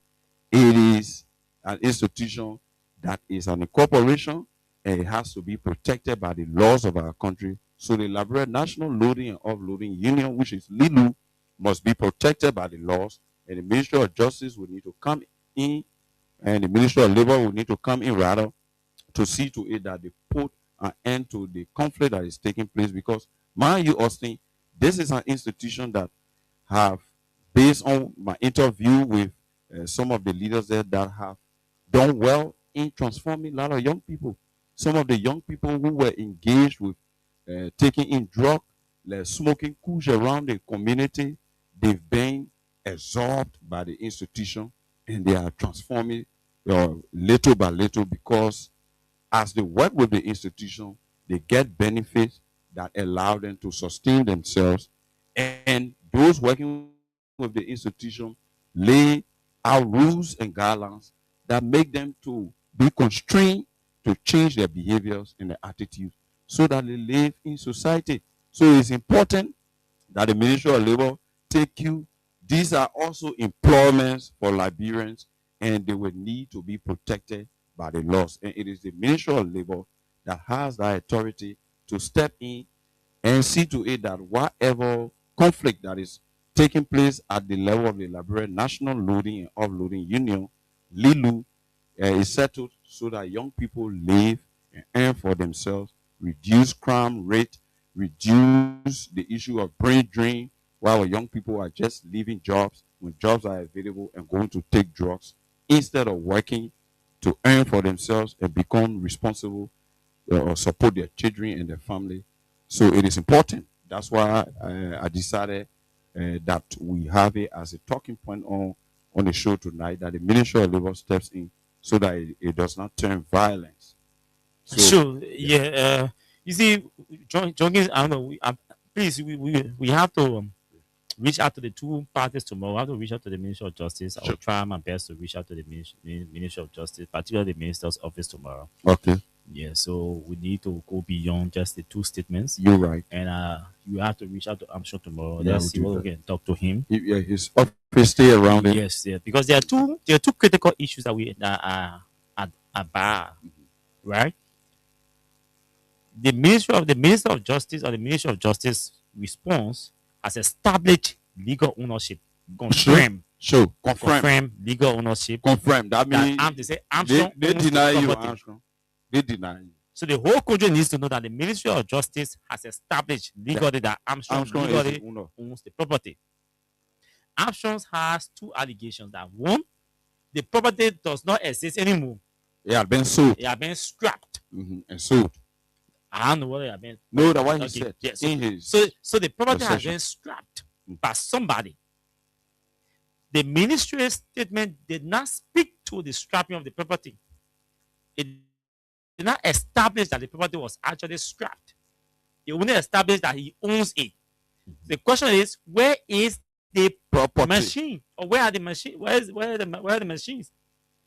Because the statement established that yes, Armstrong owns the property that he's claiming to own. Yeah.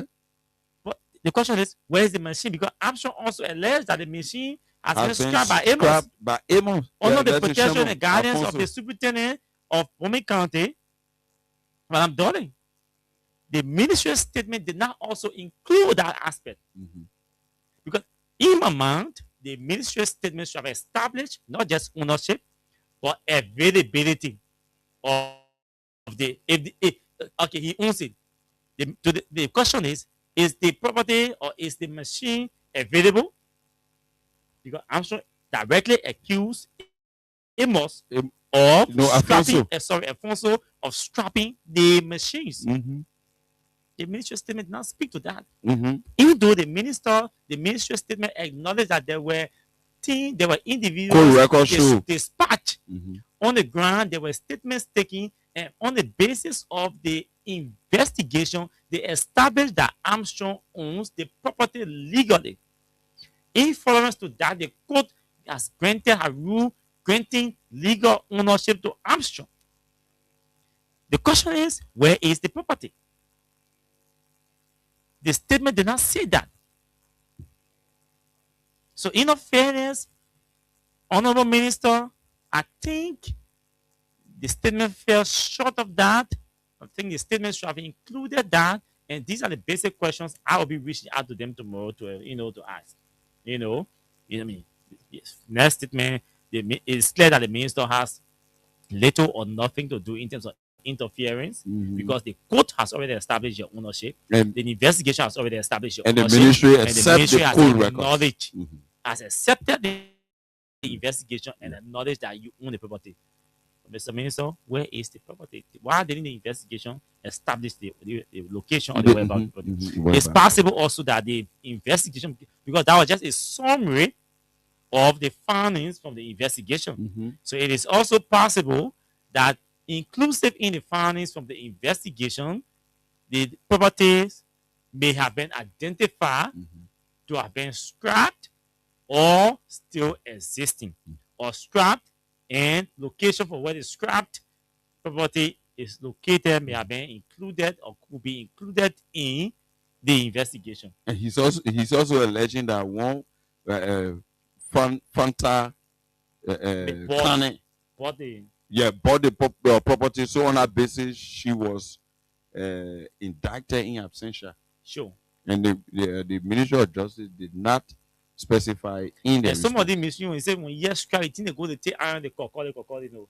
No. The machine can be sitting on the So that is, yeah. that scrap here, That scrap here, yeah. Because it's unmovable. The person go at the buy it moment. as scrap. But it's still fresh. Yes. They just do one or two touches in the move. So these are basic. They don't have to speak to us on record, but we can sit down or we can have a conversation.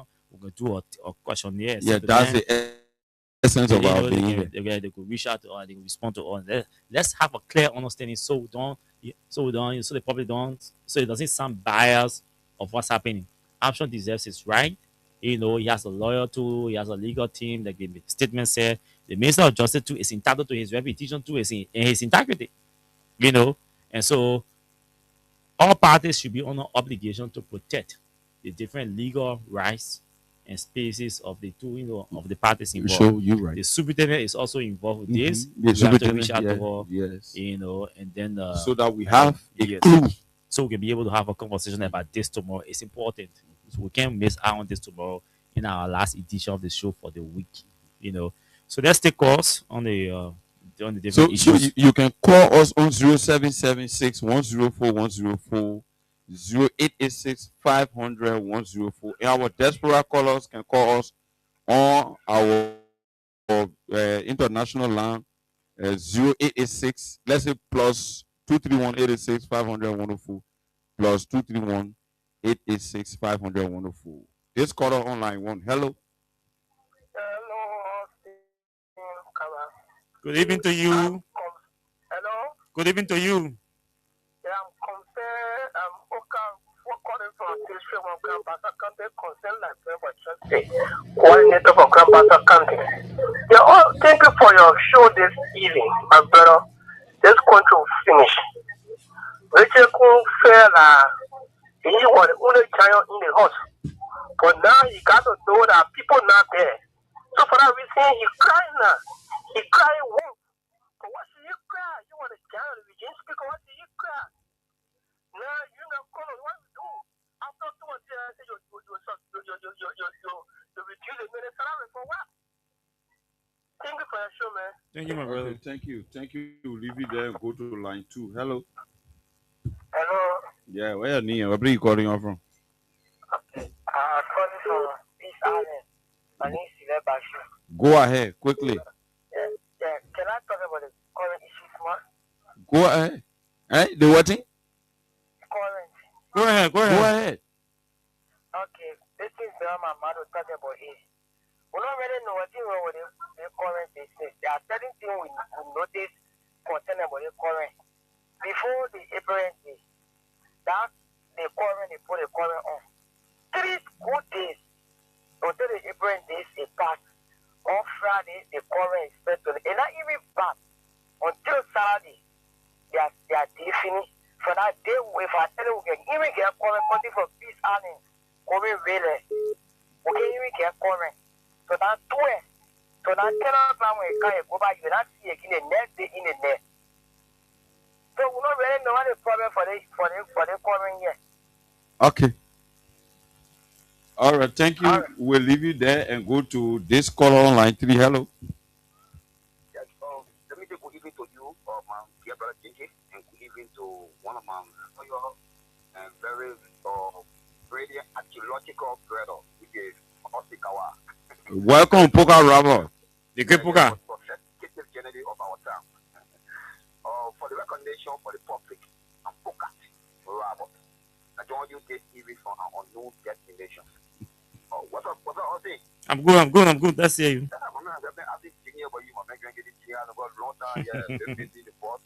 Yeah. I know. Thank you for the hard work you doing, also the hard working family of the Creeders family. Well, the one thing actually drew my attention, I don't know whether asking you guys are very monitoring the situation of the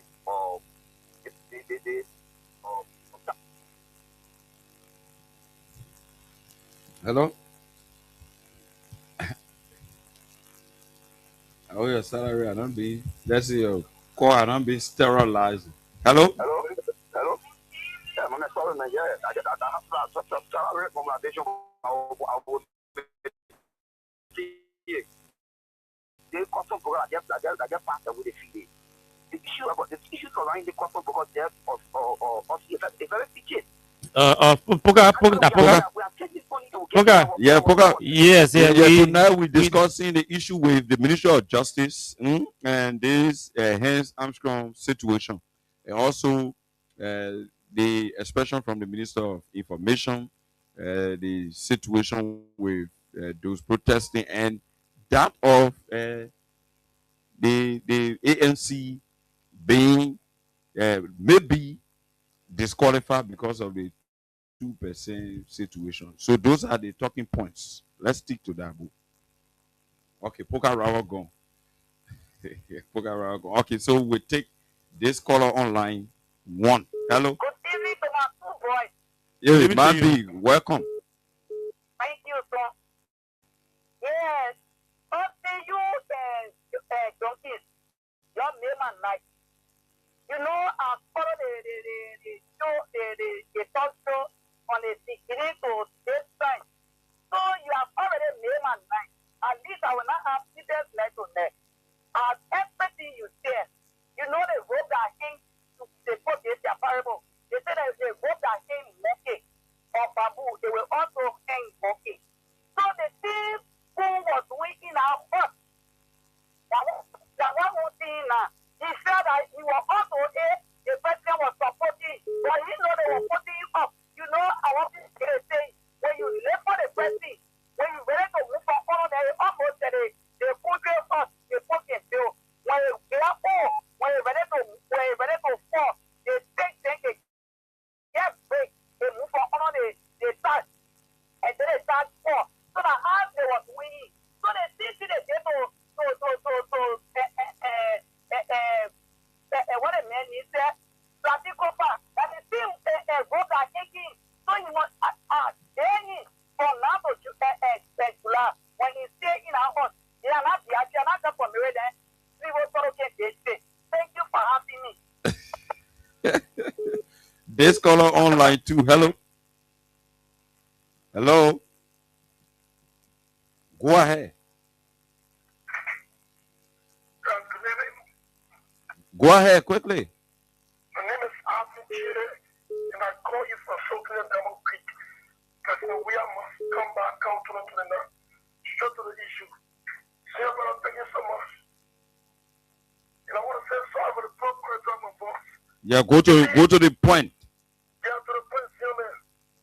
They say the love of money is the root to all evils. And the Bible also says that the love of money is the root of all evil. And the Bible also says that the evil in them does live after he. Thank you very much. I love my gift. Thank you. We must come back, come to the now. Thank you. Leave it there and go to line 4. Hello, this caller.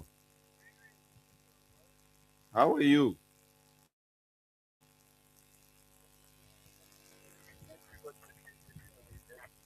Go ahead.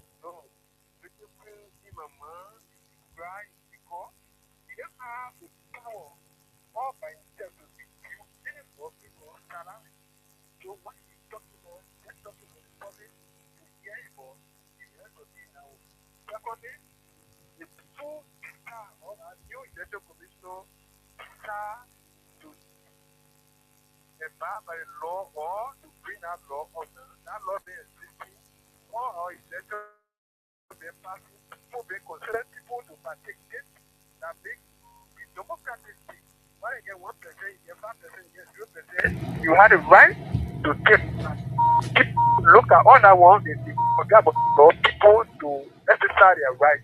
So any kind of way you want to do, as far as we concern, unity party people are still on, we are going to carry Josh Yaba and CDC equal to the now.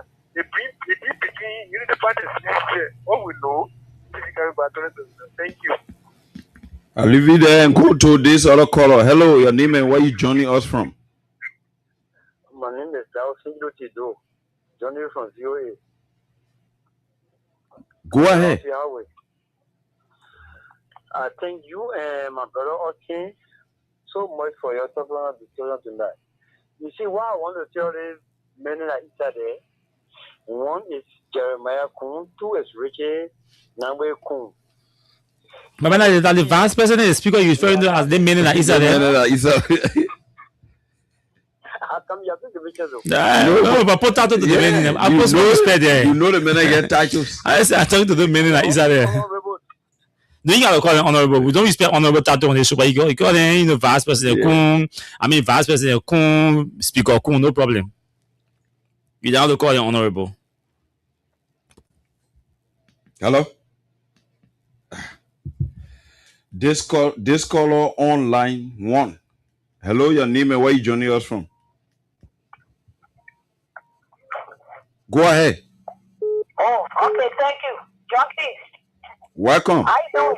By God's grace, I'm got it. No. Tomorrow. So I don't have time for this. Don't take it for the show, Austin. Or do you quite well? I remember way too. So I listen to Austin talking about another country and another country president, right? Yeah, Botswana president. Okay, Botswana president. Yeah, Gideon Boku. Okay, so tell you that the man care for his citizen. The man care your duties to perform what the your duty. It's not nothing here.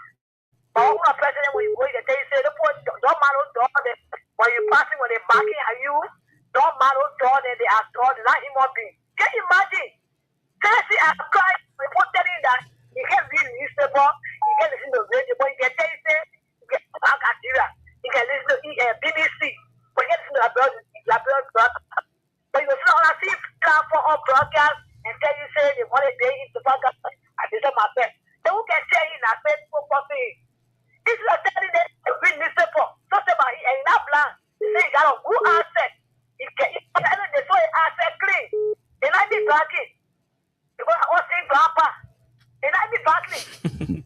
So to tell us that it's telling people say go do your job. Go do that job. You say you want to do that job, go do it. Yeah. You don't that you have people on the ground. You have overseas that you can make possible to carry and make people the working job. But you even really one single woman job for us in this country. But you take it for a job. When you tell people say, oh, I never it's not for us to eat.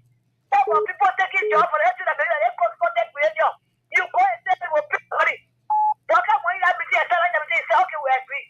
When you keep going, you say, oh, I like when you're supposed to eat. Can you imagine? You see, they don't care for us. They care for us. They're not there for the money around. They must so always say us for level that you keep the power with lie and you will say power with lie. And how you live from there? The men of what this can never say or kind of country. They will drink dirty water and tell what they and all going to the day.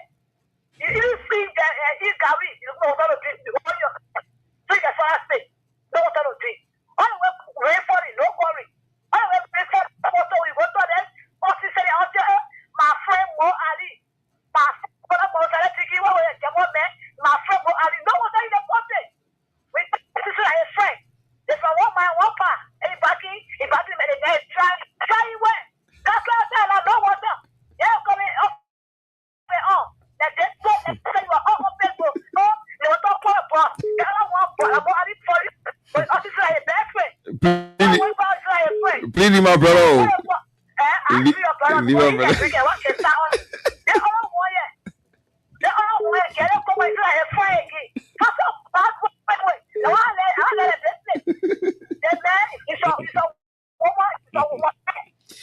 You say what? What did you say, Jana? Yeah. I said a woman, man. Who? But you say your friend. Who? You say I'm not getting you. I'm saying get up for more. You say who? Get it? Yup. Oh, okay. You know what get it come on? No, Masi, no, man, no. Good evening, Johnny Morris. Yes, man, Penu, welcome. Federal Bar. Oh, Federal Bar, welcome. Concern Library for Justice. Yeah. Thank you very much.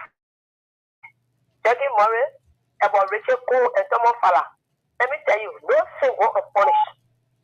No sin will unpunish. Richard Cole saying for Southeast, when the Kissy men can use him to go against a full Southeast brother, then he wants to go speak up because he's too desperate for power. Telling James Cole to go and block the way he speak up to block and the speaker door and take a chair and get to City Hall and tell when he will be sad what he budget. Every weekend report taking a budget, 7 more will go to all states. The America for the 2-year experience. Damage a country on in 7 years. A report in Calamity or 7 money. Let me tell you, everything that they're doing now, we take go and come down, they will remove it. They will eat money, Joseph Oka will get the money. Good. Instead of your parents, the report let them run to win the never teach the money and they will move to bring a piece. So, what's your top of Farah? And not only last time, put a gown on top of Farah. That gown and put on top of Farah. Market today, some of our speaker. But then we make sure everyone will come for Fuya. The men will come out of Fuya. In a clear before it let me tell you now. Go up and you will take the money. You will move out there for next and will ask for him and they are just going to put it. We will make sure the 49% of our saying in life saying money flowing now, money going from to play in the net, passing through the air for which of because they were market for natural July. They will remove that. Thank you very much. Thank you. That was Victoria Bar from Johnson V. Yeah, Junkies, we have to go. So it was good. It was good. Those that called, those that sat quietly listening to us, our diaspora followers who always follow us via our social media, YouTube channel, our Facebook page, our online radio. All of you, thanks for following. We'll be here on tomorrow. I'm Junkies Morris. Good night. You see, there's something I'm going to say tonight in closing. One person can be power. Oh, you responded to the one person can be power. Two person can be power. The attack from the general. One person can fire. Two person can fire. So the attack from the general. That's general responded. So she's always in fighting. Always prepared. And me, I wanna get fighting, baby. So now over. But you see, there are certain things we're not going to allow on the show anymore. It's abolished. Completely. We didn't make that pronouncement, but I think we have to make that pronouncement tonight. Yes. And we'll emphasize that tomorrow and moving forward. There are certain things that are abolished on this show. The personality clash, abolished. You can call and deal with any government official. The issues. You can call and disagree with the president. But one thing we'll not allow or condone on this show moving forward is to start calling people condescending names. There are certain expressions will not be condoned here, and we have to be clear about that. This is Freedom FM. It's going to remain Freedom FM. It's going to remain a platform that will speak, that will advocate for the voiceless, for the ordinary people, but we will not allow the ordinary people to also abuse the platform. I always emphasize that when campaign comes, we will run the campaign. It's time for governance, and we should hold the government's feet to the fire. Focusing the issues. Focusing the prioritizing on the issues. The issues. Nobody will call anybody name on the show. No. Nobody calling anybody name on the show. So I know some people will get vexed, but they will get adjusted. Yeah. Nobody calling people name on the show here. No, we are not allowing that one. You see that Austin Kawa announced it. On the show, nobody calling anybody names on the show. If people call people names on the show, we will disqualify you from participating on the show for that night. But nobody called anybody names on the show. We call you, go straight to the issue. You won't deal with the performance of the person, go ahead and deal with the performance of the person. No issue. Invectives, calling people names that do not represent them, we're not going to use that. We're not going to condone that. We're not going to entertain that. And you can take my complaint to the manager or the CEO. When they call me, I will go there. I will justify to the manager or the CEO. Yeah. So we have to go. Thanks to all of you. Thank you. Thank you. It was nice having you. It's always a pleasure having all of you honor our voices. And we shall be back at tomorrow by God's grace. But until then, do have yourselves pleasant moments in your respective areas. My name is Austin Kawa, Junkies Morris Osier, and we shall be back at tomorrow by God's grace. Until then, good night.